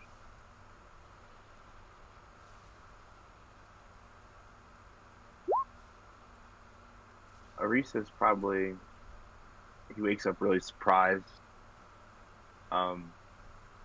He's still really not in a good place mentally as far as dealing with Johann's death. He's getting flashbacks to when he lost his comrades, and it's kind of adding weight to the already incredible loss that he's went through in the last 24 hours. So he's just gonna, as politely as possible, just kind of brush you off, kind of ignore you, and just kind of out as he goes by says, "How can you be so happy after what happened yesterday? We need to find Irina, and we need to find her now." Happy is not what I am. What I am is relieved that a new day has dawned, and it's a new beginning for us. I don't know how I know this, but I know that Johann is at rest now. I just had a feeling that dawned on me as his spirit was released. I can't really explain it, but I know he is at peace now. I know he is. That is comforting. What do we prioritize at this point? Irina? Or do we prioritize night hags? Do we go to another place? I have the map. We just have to just point in the direction we can go there. We just need to do something positive today. I would vote Irina. Johann would want that. I agree. But we left Irina in a place I don't know if we should go back to. I could go back there. But I agree that we should make sure that she is okay.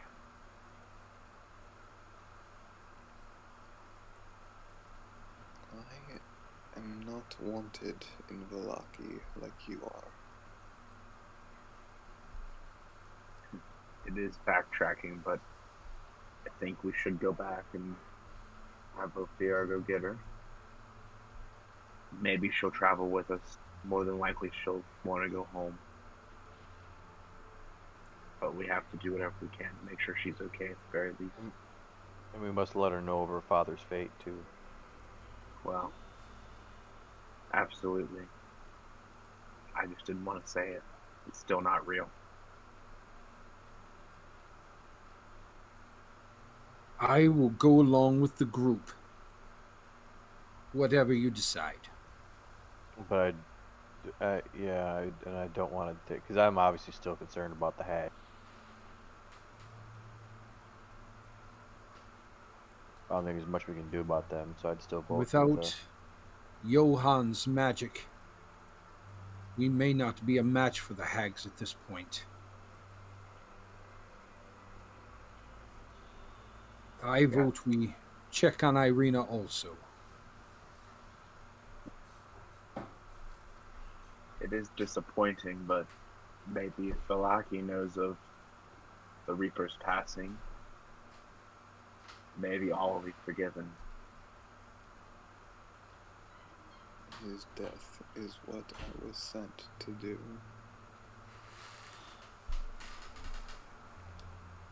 Well,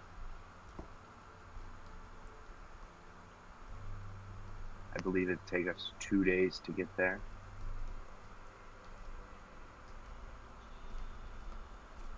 So if we're gonna go, let's get going.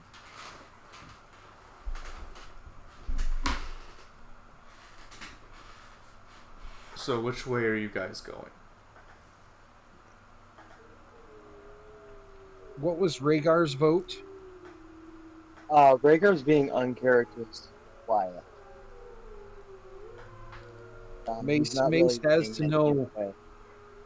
what Rhaegar would want to do. Is he going to ask Rhaegar directly? Yes. Oh, Rhaegar, okay. Then what Rhaegar do you is- think we should do?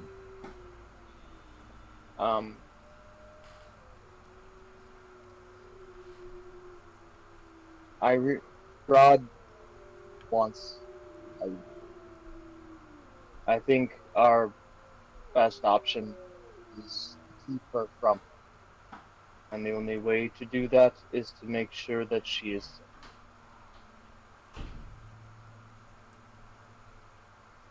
And that's all he says. But what basically are our options at this point? I know we have Irina to protect, and we have. Remind me, would you, Eric? Sure. I know there's another place. No problem. So, if you want to consider it in the form of quote-unquote quests, Right. Irina, you don't know where Irina is right now. Last you saw, she had left the inn in Vallaki with her younger brother and had walked off with him. You've not seen her since, and that was the night before the riots.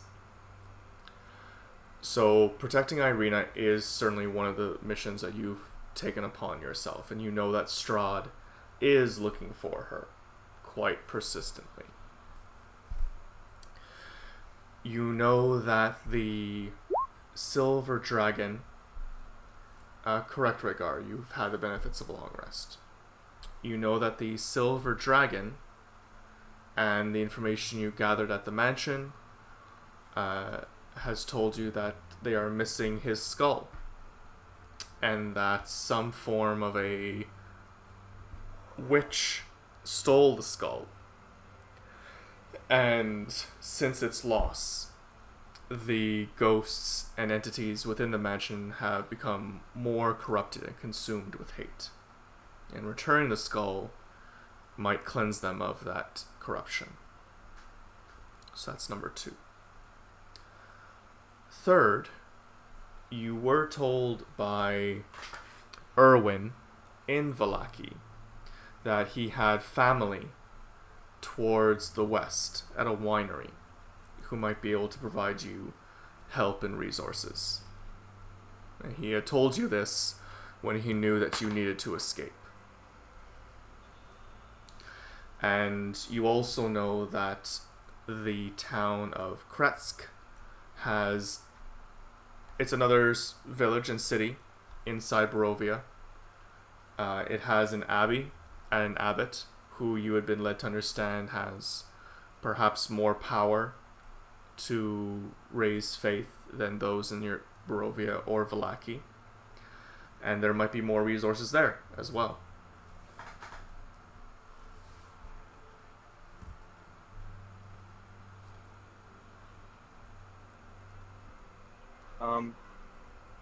Okay, well, Rhaegar definitely doesn't want to go back to Vallaki, and honestly, he really doesn't think that Irina's probably still there anyway. What do you guys think about going to the winery or Press? Yeah, we would have to go to Kresk first because there's no way we're getting from wherever we are along this path to there in one day. Yeah, we have a map, right? Yes, you do. Yeah. If you look in the... Let's see here. Text... Actually, it's just underneath player handouts. Map of Barovia. Yeah, I'm looking at it right now. How many days would it take us to get to Press? How do you say this word? Kretsk. Huh? Kretsk. Give me one moment and I will tell you how long. So, from... Let's see here. You are looking at around 20 miles of travel. Actually, Okay, hold we on. could- I want to make sure I'm looking at this correctly. I need to look at the map as well. Give me 1 second here. I've measured everything out, but you guys are in a slightly different location than one of my markers. We So, could do that in a day, right? Especially if we leave at like 8 in the morning. yeah, you could do Yeah. that. Yeah, you could make it to Kretsk in a day. Mm-hmm. You would probably arrive there. What did we say? Your travel time is... I think I wrote it down here. Walking is 3 miles an hour. Thank you very much. So What is 7 this hours of travel, tower give or take. next to it? The tower? Yeah, do we know what that is? Have we heard anything about that? You I have think it not. I think it would only be based on a probably very high DC history roll from me at this point. You would not know anything about it. Ophira does not know anything about that tower. I have only lived in Barovia. This is as far west as I have ever been. I do not want to be here. I want to go home. So, we are not sure where Irina is even located. We know she's not in Vallaki. So I would consider that not an option at this point. But we need to probably search for her along our travels. We do have some skulls we can return, and that is close. We could do that now and see where it gets us.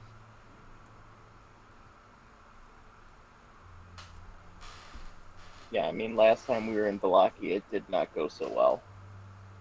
So I feel like the entire party would probably not want to go back there ever if we had the option. Just thinking logically. I agree. So, things we can accomplish quickly, the skulls, or we can go to Kretsk and dive into that. I know we were severely injured at that mansion, but What we didn't skulls offer do we them the have? skulls. Say that again. Whose skulls do we have? It's the leaders, right? of the The hags. dragon skull you're talking about? He's talking about the skulls that were in Johann's pack. He picked up Johann's pack. There are two skulls. One is covered in black ichor, and you would recognize that as the skull of the son of the burgomaster in Valaki. And the other one is clean, polished almost. And that was the skull that Johann used as a spell focus when he cast his magic. Gotcha. I thought we had something that the Revenants wanted. Oh no, that's a dragon skull. Yeah, that the we're dragon looking skull is much Gotcha. larger. Okay. Sorry, I got confused. for. Too many skulls. Yeah, lots of things to do. Okay, so my vote is for Kresk at this point, for sure.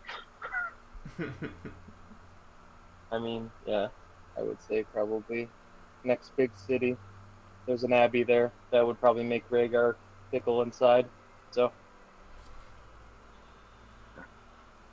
We haven't. Well, we need to make up some ground here. Okay. all in favor? Aye. And,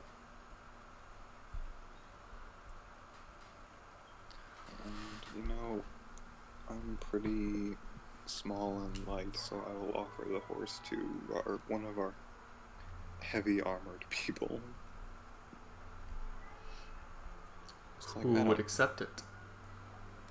I don't need to be riding. I can walk.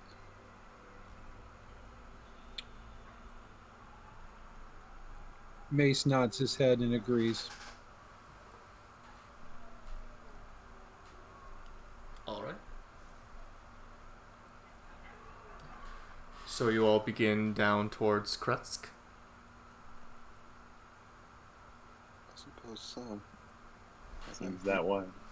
If I meet any ravens along the way, please let me know. I will. Do we still have our exhaustion? You do not. As you had both rested, the exhaustion has alleviated itself. I want to ask a question about that.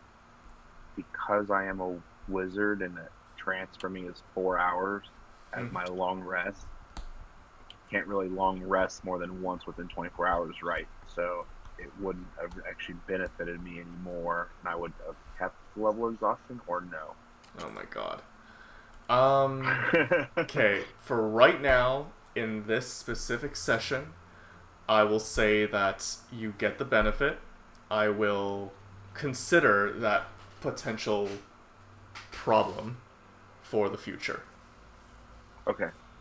That'll work. I just wanted to bring it to... No, that's light. good. I appreciate that you did. Elves are complicated. Alright.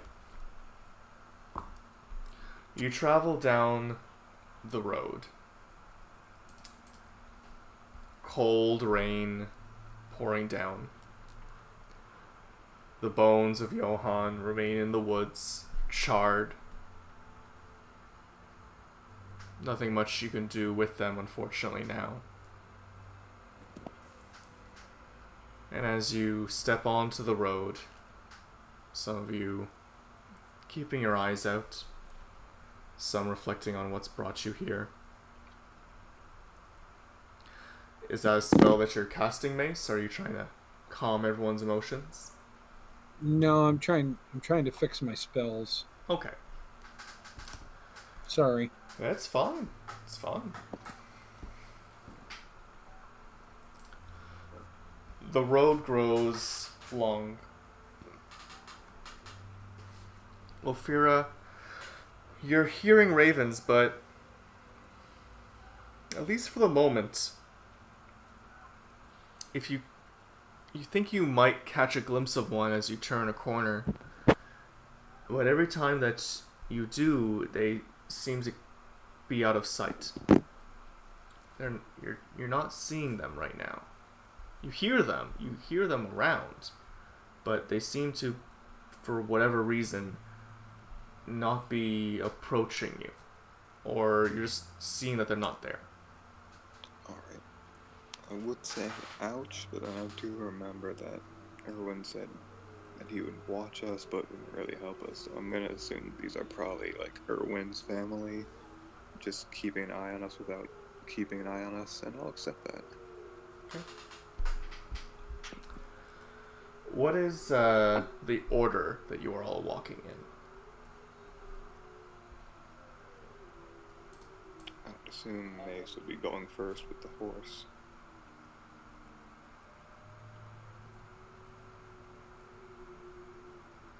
Reese's is behind Mace. Yeah. Okay. I'll be in the back. Okay. I'll be somewhere in the middle. So Mace, Oresis, Rhaegar. I think I heard, was that Loktari who was in the back? I'd be in the middle, no. In the middle, okay. And That was Ophira? Rhaegar, I think. Oh, Rhaegar's at the back, okay. And At least Ophira. me to give him something to show that he can trust me, so I will not be in the back. I will be off to the side next to the horse. Okay. Even though that really makes me uncomfortable. An hour passes, and second. Is there anything any of you would like to discuss during this time, or are you focused on your destination?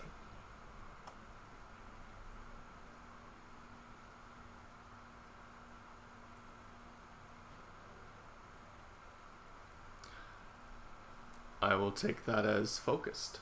Yeah. I was gonna maybe, like, ask anyone if they've been meeting with creatures in their dreams, but then I realized I'm probably not comfortable revealing that. That's fair. And that would also seem pretty suspicious, like, meeting what in your dreams? And be like, okay. Probably gonna save that for another day. Okay. You walk down the path away from the mansion, surrounded by woods. You reach the crossroads that would bring you towards the left or the right. Left towards Kretsk, right towards Valaki. And Mace, I suppose, just might take a slight pause, but continues towards left, on their way to Kretsk, trying not to think too hard about the citizens and potential family that he had left behind. The woods grow closer, a little bit more enclosing. That this part of the path isn't too often traveled by larger groups at this point. And Mace, please give me a perception check.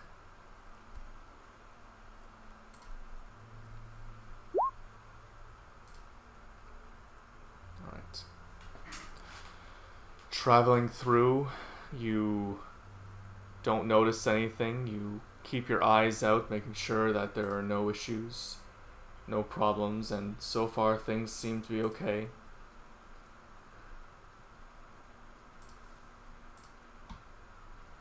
When suddenly, I need everyone, and I will make sure of this first.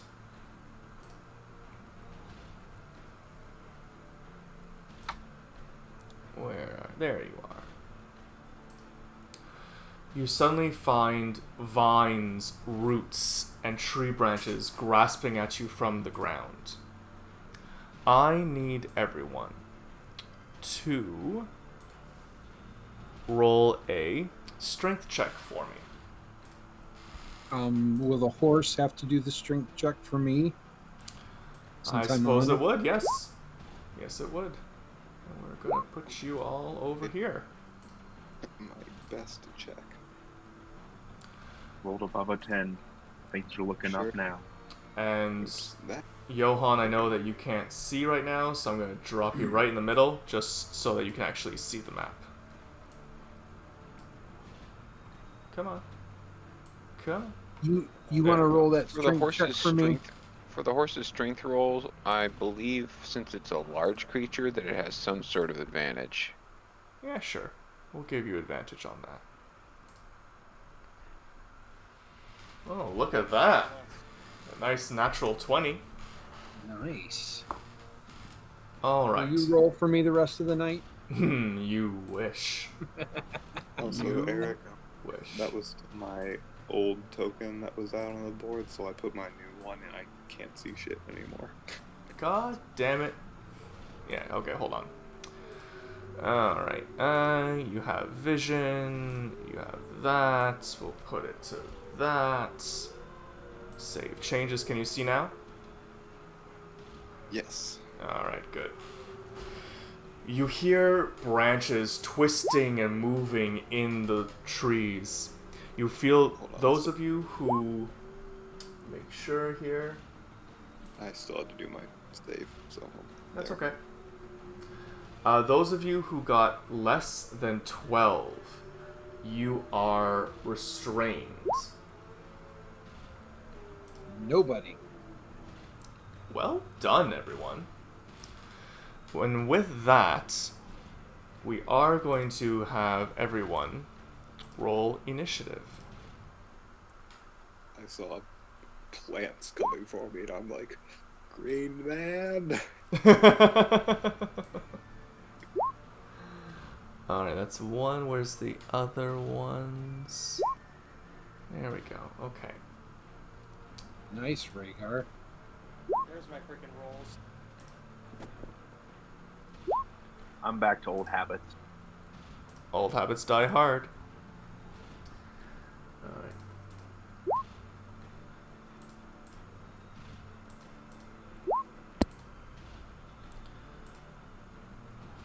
Give me a moment, I got a lot to do. There we go.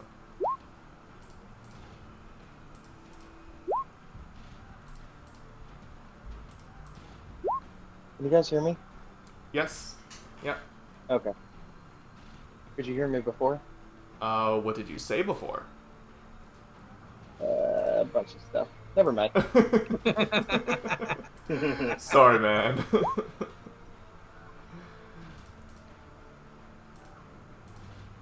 Last thing I heard was about you rolling a 20, that your rolls are back.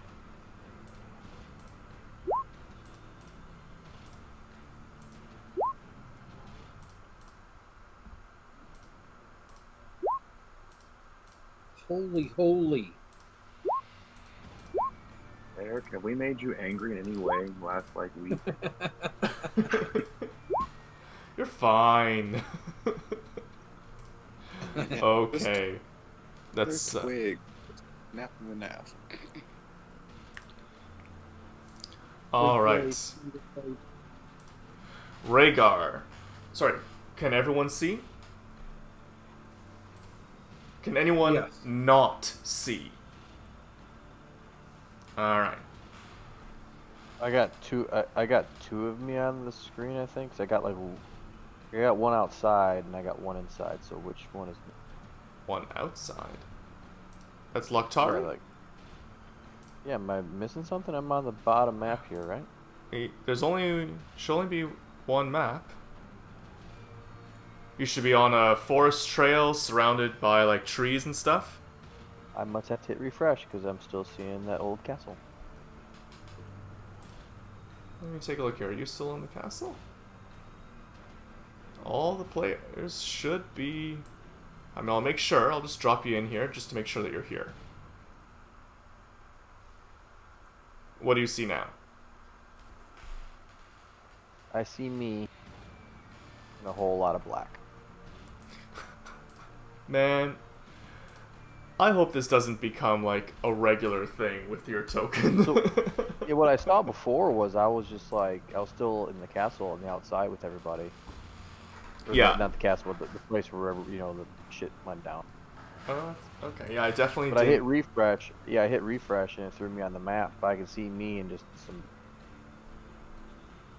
So what do you see now?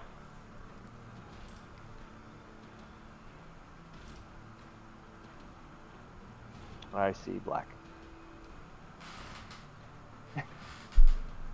Huh. Problem child. Seriously, man, I do not know why your token is so difficult to make see. Hey, this is the 13th character that you've ever played, and you are cursed. Grant him sight beyond sight. Right? It's so You have to weird. be- Everyone else is like the same settings. I do not get it. I'm still distraught over Johann. Apparently. Alright, Being well, black. He Yeah, just refuses. try He refuses. refreshing over and over again. I know Roll20's having a lot of problems here lately. yeah, but it's got to be something with his token.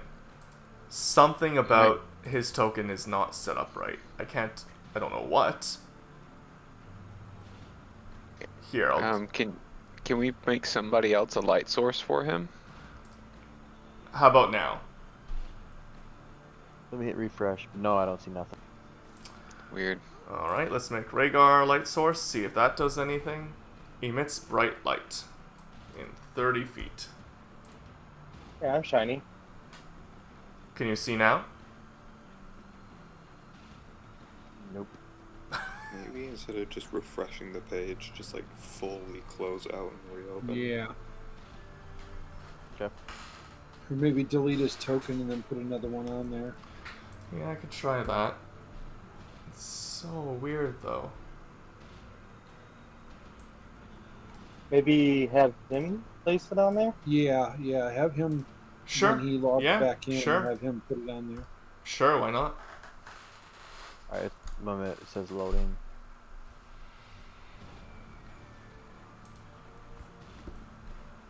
Okay, I think I placed one, but I don't see my token or anything. Okay, so try just dropping your token onto the map. I thought I did, didn't I? I do not... Oh, there you are. Yeah, still don't Yeah, see nothing. You still don't see anything. Alright, let's try When this I was- again. I was looking through his token before, and I could see through it. How about now? I see my token, but I don't see anything else. Okay, Now see, okay, and okay. I That's a can- good I start. And I can see through his token, and I see stuff. How about now?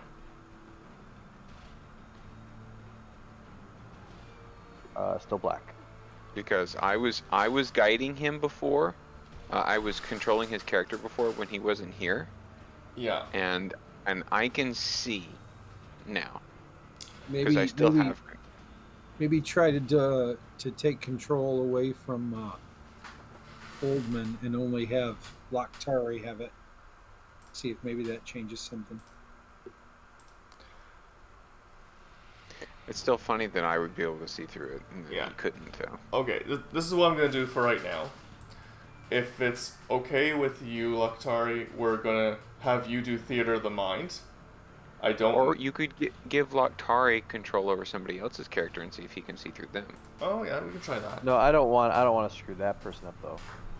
It shouldn't. Well, it would only be just to see through their character. You wouldn't Right, actually be we- moving their character. So let's just We can see. already see. Let's Caranthier. Save changes. Alright, refresh your page, Phil, and this will be the last thing we try.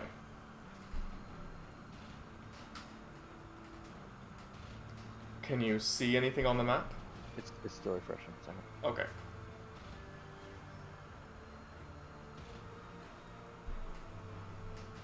No, black. I don't know, man. Anyone know how to screen? All right. For right now, because we've only got like 40 minutes left. So, if it's okay with you, Loctari, at least for now, we'll do Theater of the Mind for you, and we'll try to give like a good description of what's going on around you. Are you okay with that? Yeah, that worked. Okay. Yep. All right. So, Rhaegar, you see whatever you see. I will tell you that there are all these grasping vines and roots beneath you. They're trying to grab hold of you. They don't grab hold. You do notice that there is something moving in the trees. And whatever you see is what you see. All right.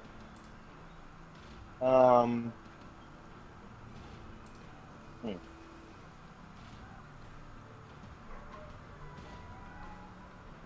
All right. Well, I would like to make. So I can see movement in the trees. You see the trees moving. Oh, the trees themselves are moving. It seems that way. All right. I would like to focus more on that with a perception. Okay. Alright, go ahead. See what I can see.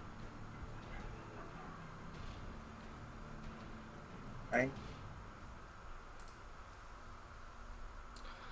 All you can tell is that there's something in the trees. You can't make out what. It's there's something there. You cannot tell what. All right. I'm going to shout that they're in the trees. They're in the trees. And I am going to, being as there are grasping vines around me and they are plant-based, which is probably flammable. I am going to activate Searing Smite, Okay. which is a concentration for spell. So my sword lights on fire, Alright. and that'll be my turn. Okay, that's all? I mean, yeah, I can't see anything else. Alright, okay. I'm just gonna take a defensive stance and take a dodge action. Okay, fair enough. This guy.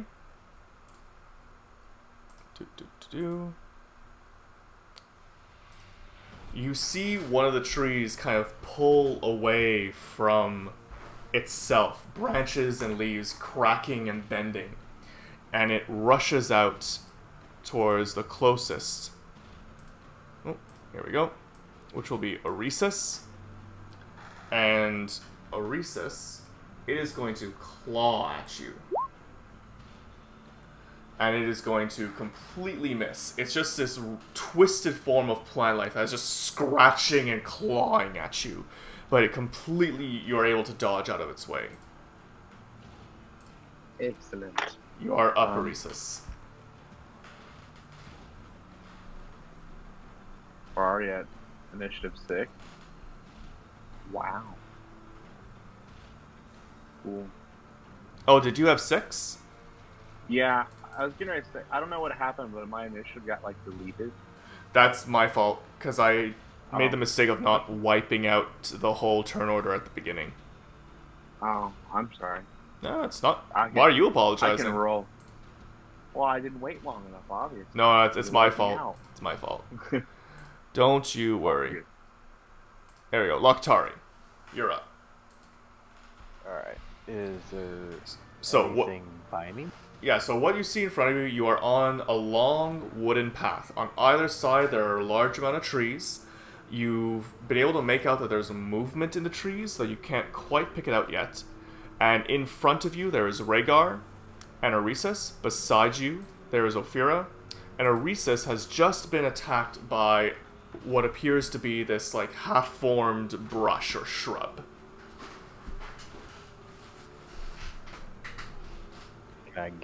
Would I be able to move to the brush or shrub? Yes, you could. You can move right up to it. I'll move right up to it and I guess stomp on it. I mean, is it like stomping level or is it like chest? It's a small plant, so it's kind of like right up to maybe your waist or chest height. All right. Well, I'm gonna run up to it and I guess I'm going to. It's weird, like a shrub. I mean, when I get up to it, does it look like I can punch it, or does it literally look like a shrubbery? It's roots and dirt in a kind of twisted humanoid form, so you could definitely punch it. Yeah, and if it attacked my friend, yeah, I'm gonna punch it. Yeah. Go for it, man. Alright, roll for damage. Okay. You punch and it just explodes into splinters. You break through it and it immediately just shatters and collapses. Do I see any more? Roll a perception check for me.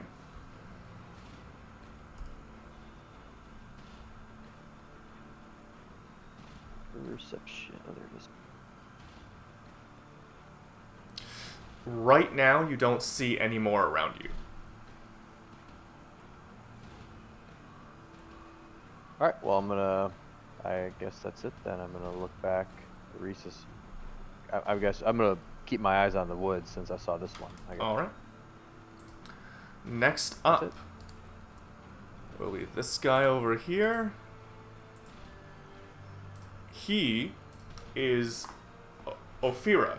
You suddenly see more movement in the trees, and you see needles just shoot out from the trees, firing straight at you.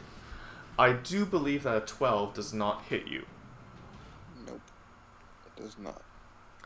You are now able to make out that there is another, what seems to be kind of like a brush or tree, hiding in the woods, shooting these needles at you. And it's now your turn. Alright, well, you can decide if this is free or move action, but can I just ask it in Sylvan, why do you attack us? Give me a second here. Yeah, you can ask it. I ask it, why do you attack us in Sylvan?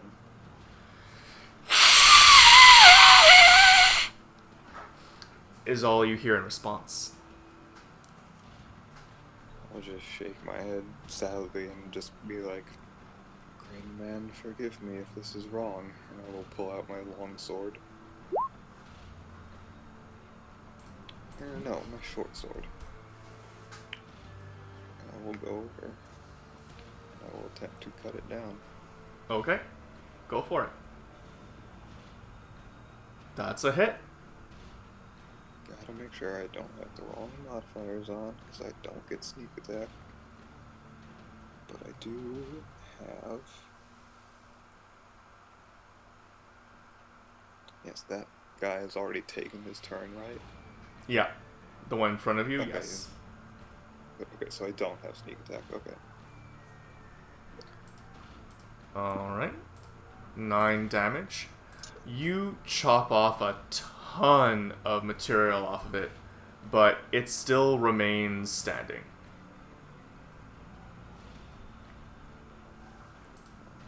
That is my turn. Alright. This one.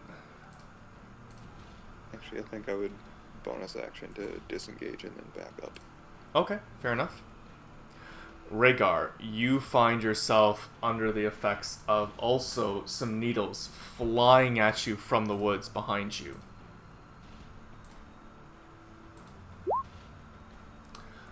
But they miss. They just hit your armor and just fall right back down. This is but a flesh wound. We're the knights that say knee. Another blight pulls itself forward.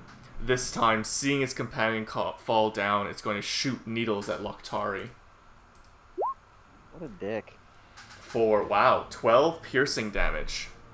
I have the pretty sure that like catch the deflect missile thingy. Go for it, man. Yeah. Remind me how it works. Alright. You can deflect or catch a missile. When you do so, the damage you take from the attack is reduced by 1d10 plus your dex plus your level. So roll 1d10.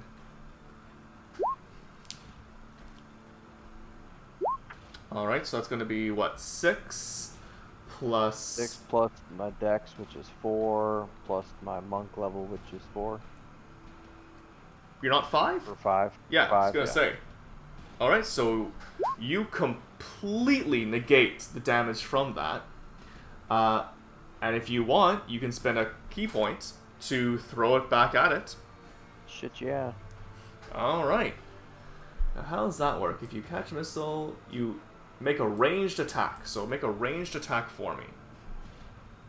With proficiency. So basically, you're going to do a dex attack with proficiency. So I'm just gonna. I'll just roll dex, and we'll just do the. Yeah. That has a dex modifier to it, right? Yes, and we also want your proficiency modifier. So that's... proficiency is 3. Alright, so then you got a 19. So you then, if I understand correctly, does it do the same damage? Makes sense to me that it would do the same damage. Yeah, it's Yeah. going to be doing the same damage. Yeah, alright. So you do 12 piercing damage to it, and it just explodes into splinters. I would yell out to the rest of them, like, you try shooting more shit at me. Standing there looking like Jet Li. A blight pulls itself from the forest, rushing at Mace, clawing at the horse and yourself. For 2 piercing damage. On Mace or the horse? It's gonna be the horse, because the Yeah, horse is so low to the ground it can't actually reach Mace. So this is where I have to figure out how many hit points does a horse have. I'm gonna just go ahead and roll a d6. That sounds like a good number. Oh, shit. Well, your horse falls to the ground and is bleeding out. Riding horses have 13 hit points. 13 hit points? Okay, thank you. Alright, so it's still standing, but it is not happy and it is trying to shy away from this twig blight. Alright. Why do I have 2 Luctaris? There's no way that it's could be a Luctaris star doing of it. course. That could be a star of course. It could be. Alright. Moving on. Another blight pulls away from the trees. Rushing at Ophira.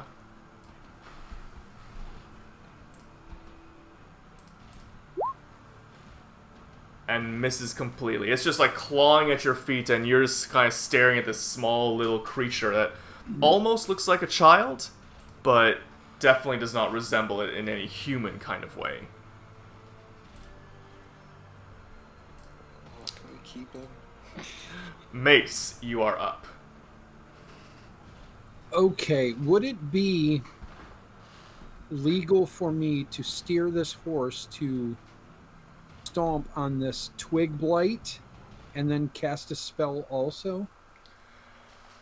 That's a good question. I want to say yes. So right now I'm saying yes. I do not know the rules when it comes to this kind of combat, when it comes to a horse. So I'll say yes.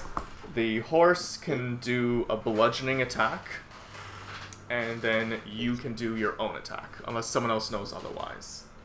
Based on what you get from being a cavalier, which is fighting with a horse, I would assume you would have to do this since you're not a cavalier with an animal handling check. The horses can do disengage or dodge action.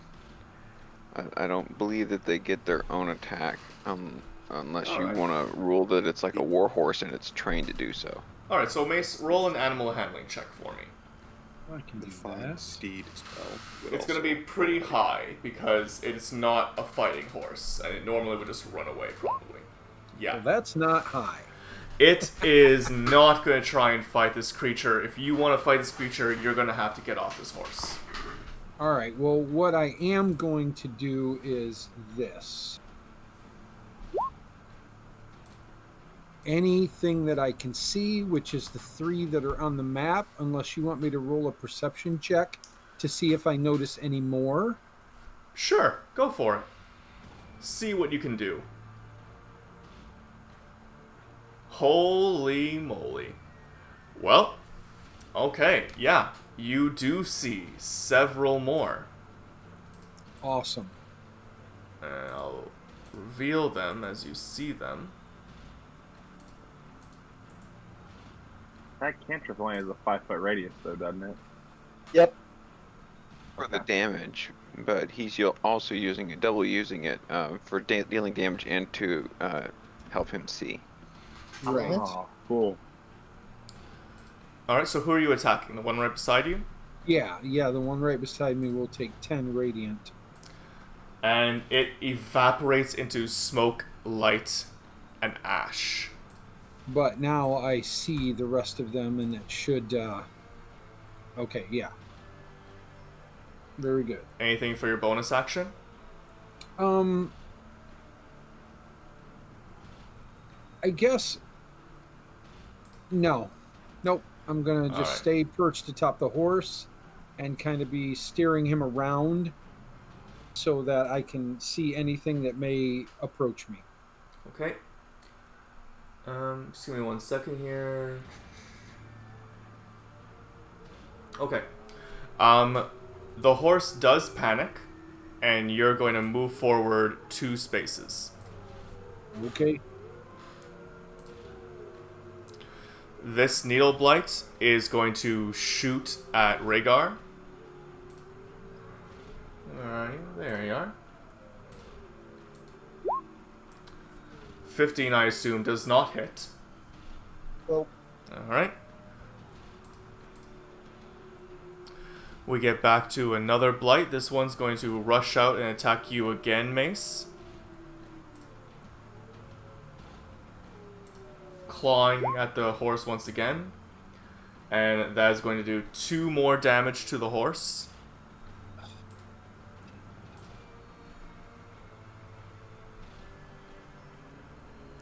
Ophira, you hear rustling behind you as another blight comes forth from the trees, rushing over towards you. And hits you for 3 piercing damage. Ow. It smarts just a little bit. Alright. No, that's more like a scratch that you would get, so that's actually... I hate those. Ugh. Mace, you Yes. start to hear sound off in the distance in front of you. It's not entirely clear where it's coming from, but...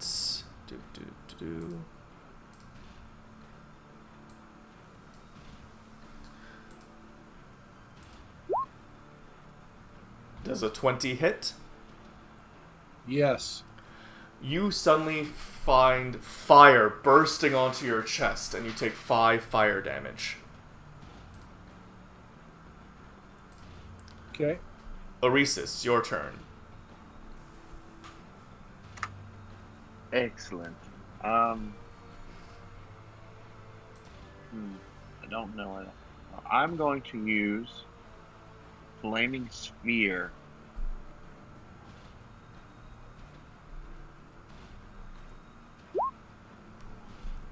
And I'm going to use it on this one. Sorry, where is that? I didn't see your ping. Oh, I see it, okay. Alright, so that's going to be a DC 16 save. It ignites and bursts into flame, screaming its hissing voice as it does. And these things aren't speaking Sylvan. Nope. Damn it.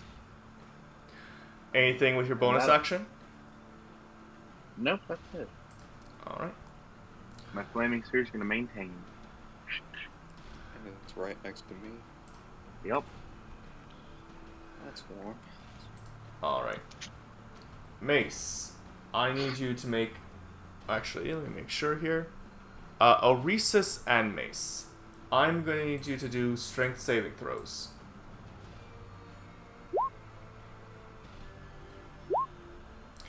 You He's on the are... horse. The horse makes advantage. Oh yeah, that's true. So you can roll again, Mace.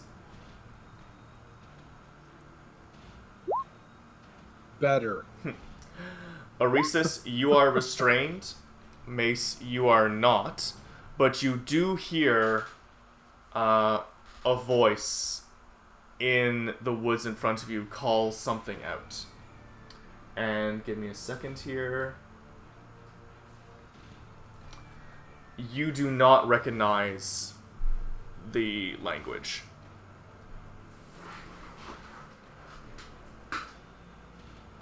Okay. All right. I'm actually Mace is gonna yell out.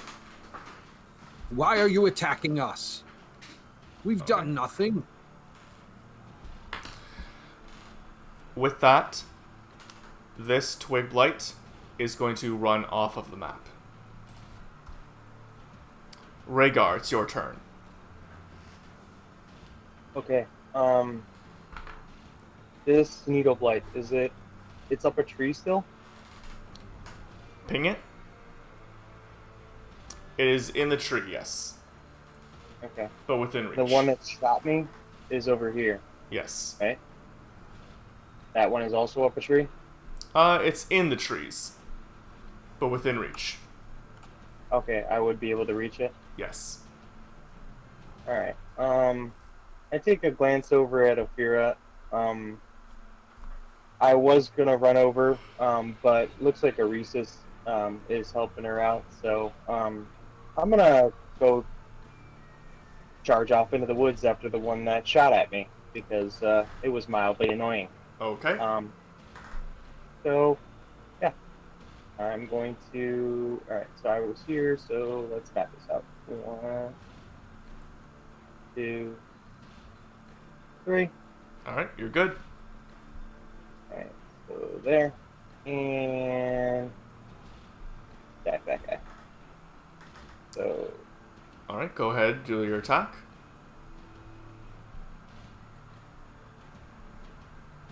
sword. 17 is a hit. Alright. So slashing and then searing smite. Level 1. Oops. Yeah.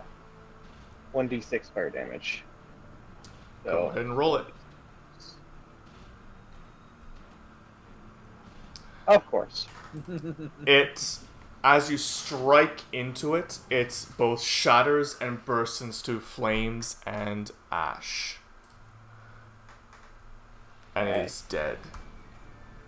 Lokhtari, you can see 4 of these monstrosity plant monsters around you.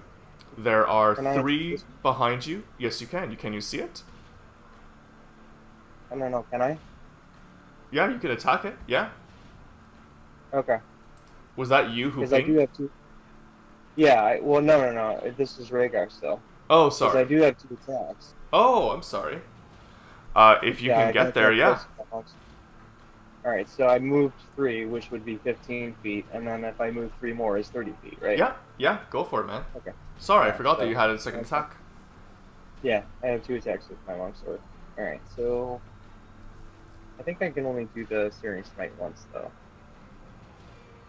It says the Yeah. next time. Alright. Yeah, the next time. Okay. That's a hit. 14? Yeah, that's a hit. 5. You chop off one of its limbs, and it is still standing, though. Alrighty, that's my turn. Now, Lokhtari. There are 3 behind you, 1 right next to Ophira.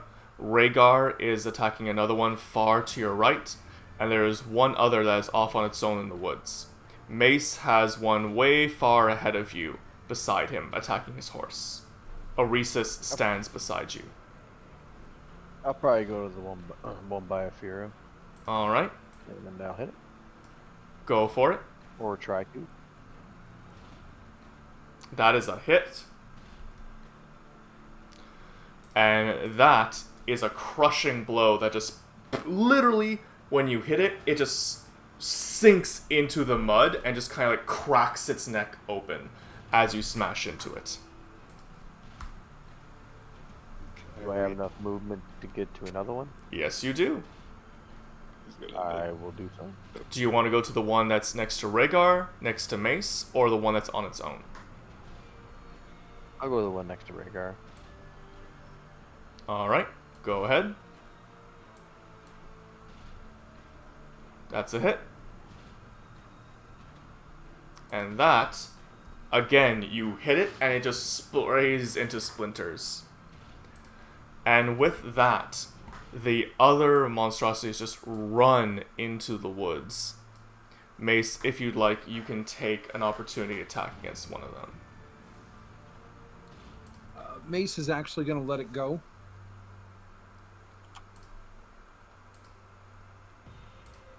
Did you hear that? Yes, I did. Okay. All right.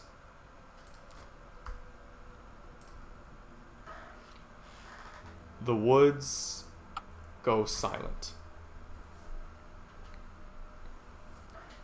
Twigs, thorns, needles are lying on your path.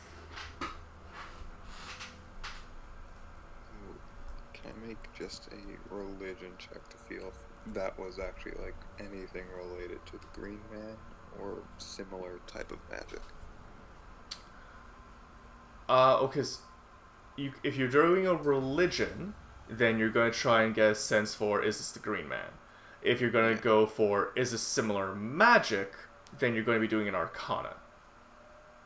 There are two different things. Alright, I'm gonna do religion to see if maybe it's like warped power of the Green Man.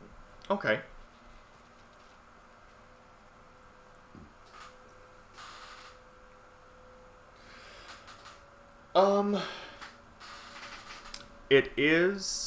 It was nature magic, but you're unable to really tell its origin. So the Green Man does have nature magic. It's not clear to you if this is from him, though, or from some other entity that also has nature magic. That is fair. I am still new at this.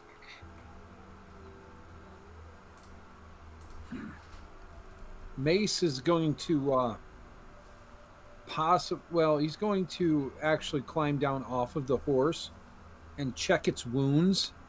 Would you like me to do some kind of an animal handling check on that? Animal handling and medicine, because you are not versed in veterinary school.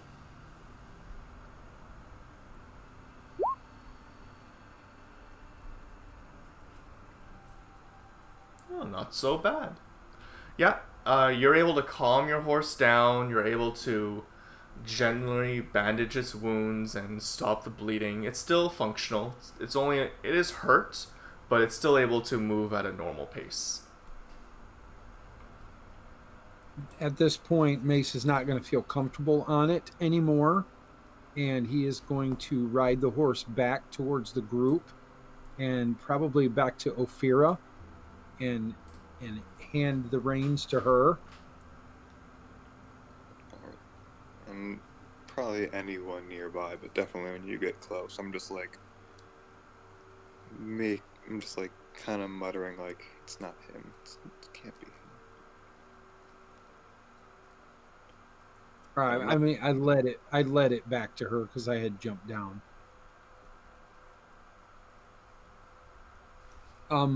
Actually, when I also get to Ophira, I'm going to tell her about the voices that I heard, and I did not understand the language. Is there any possible way that he could like mimic what he might have heard and see if I can tell what language he was hearing? Roll a performance check with... You're trying to mimic a language?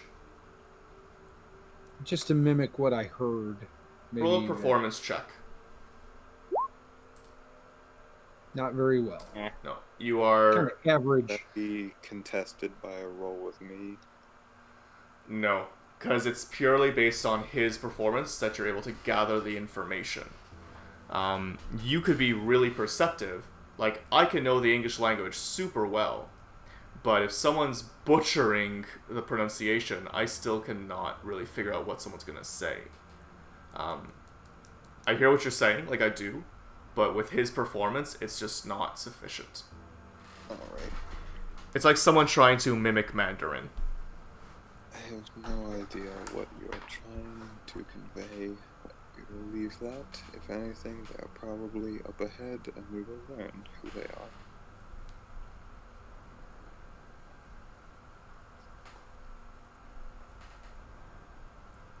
This was also definitely some type of nature magic, but I know not how.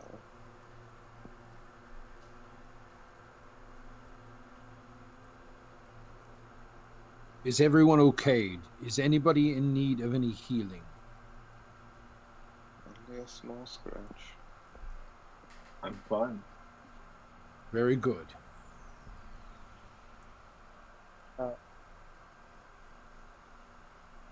Rhaegar's gonna go to Ophira and gonna be like, "Have you know aught of these creatures? Have you encountered them before? I know you know some of nature magic. Do you have any idea why they attacked us?"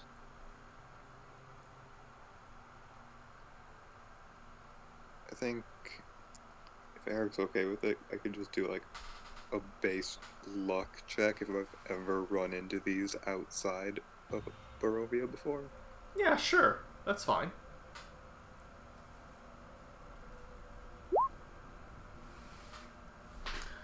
Um, okay, so what we'll say is you've heard of something called blights, Blight, and how they are born from plants, but that usually they stem from like one corrupted plant that like kind of grows them. I'm just like flipping through my journal and I'm just like, I've heard of these before, but they were not our prey. If these things are in this area, it's likely there is a much larger plant that we should worry about. And you also know that they usually are mindless, which means that they're usually controlled by something else.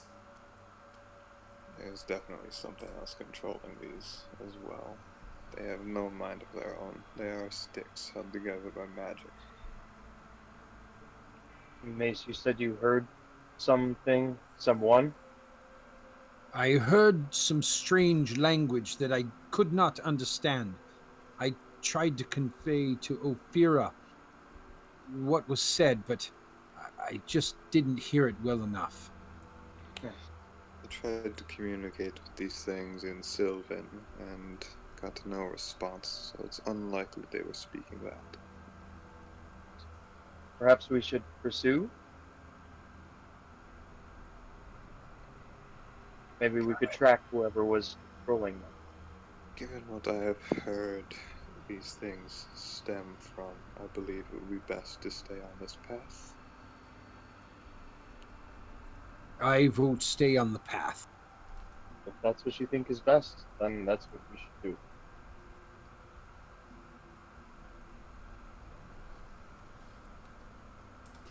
Alright?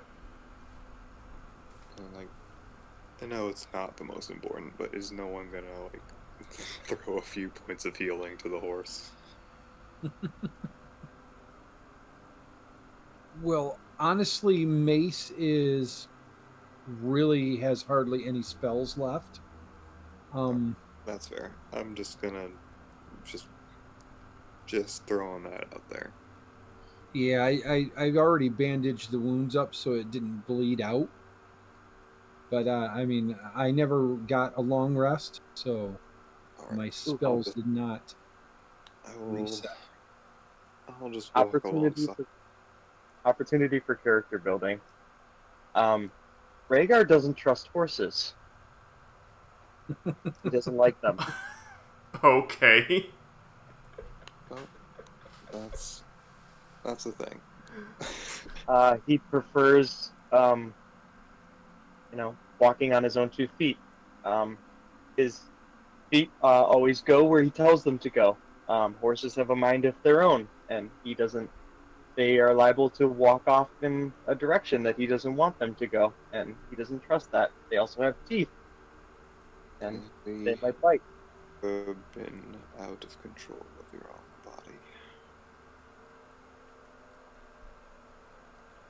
He's a simple man. Well, I will guide the horse rather than riding it. I think if I was counting correctly, it has like 5 hit points left. 4 out of 13, 9 hit points left. 9, okay.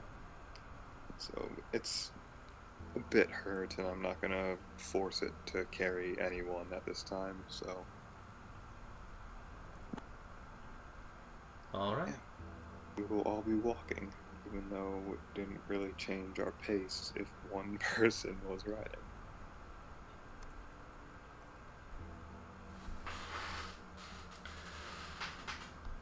And as you slowly pass down the path, you try look through into the woods to see if there's any traces, but you don't see anything. You don't catch any trail. You don't catch a glimpse of any more fighting.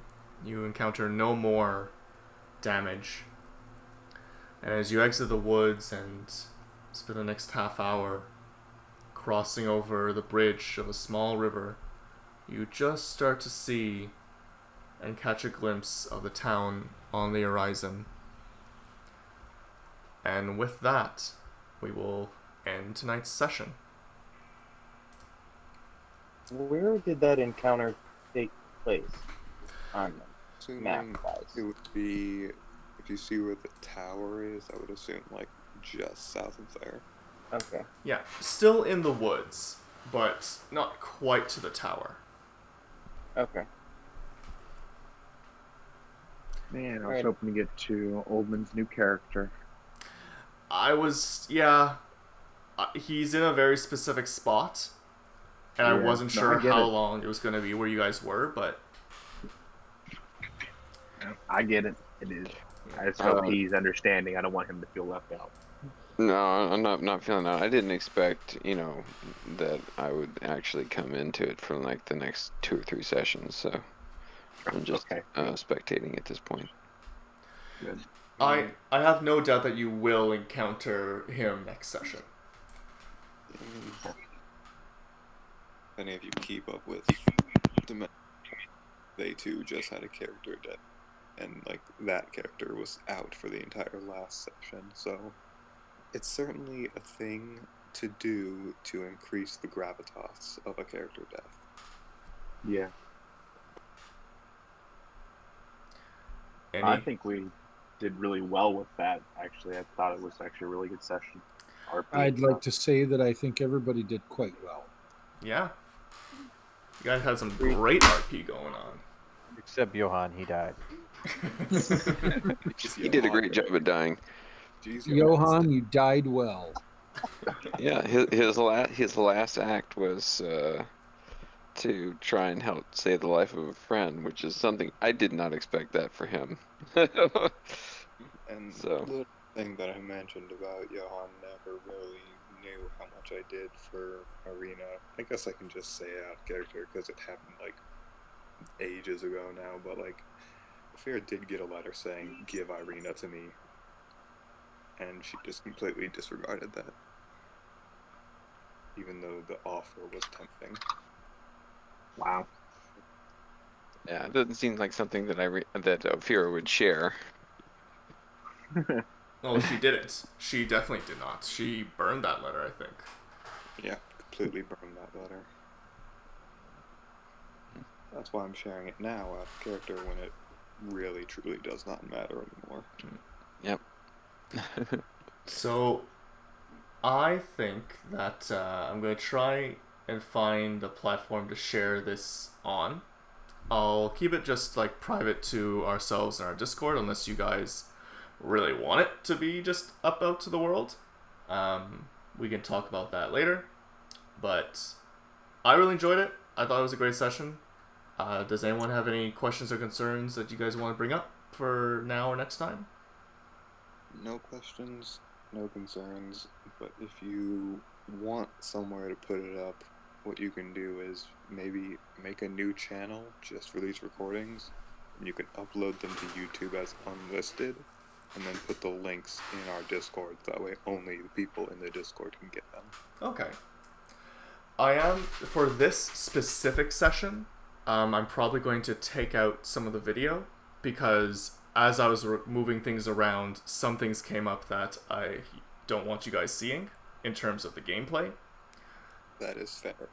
And so I just need to be mindful of that next time, that whatever I show on the screen isn't something that you guys shouldn't be seeing. Yeah, if you've got two screens, then I do, Okay. but I've got a lot of stuff on both screens. Oh, okay, yeah. Whenever you have to take the video out, just replace it with like whiteness and the words fog cloud. All right. For those of you who are listening, thank you very much for spending these 3 hours with us. We usually only run for up to 3 hours, so we're not usually going to go longer than this. And we're going to stop the recording here, and thank you very much.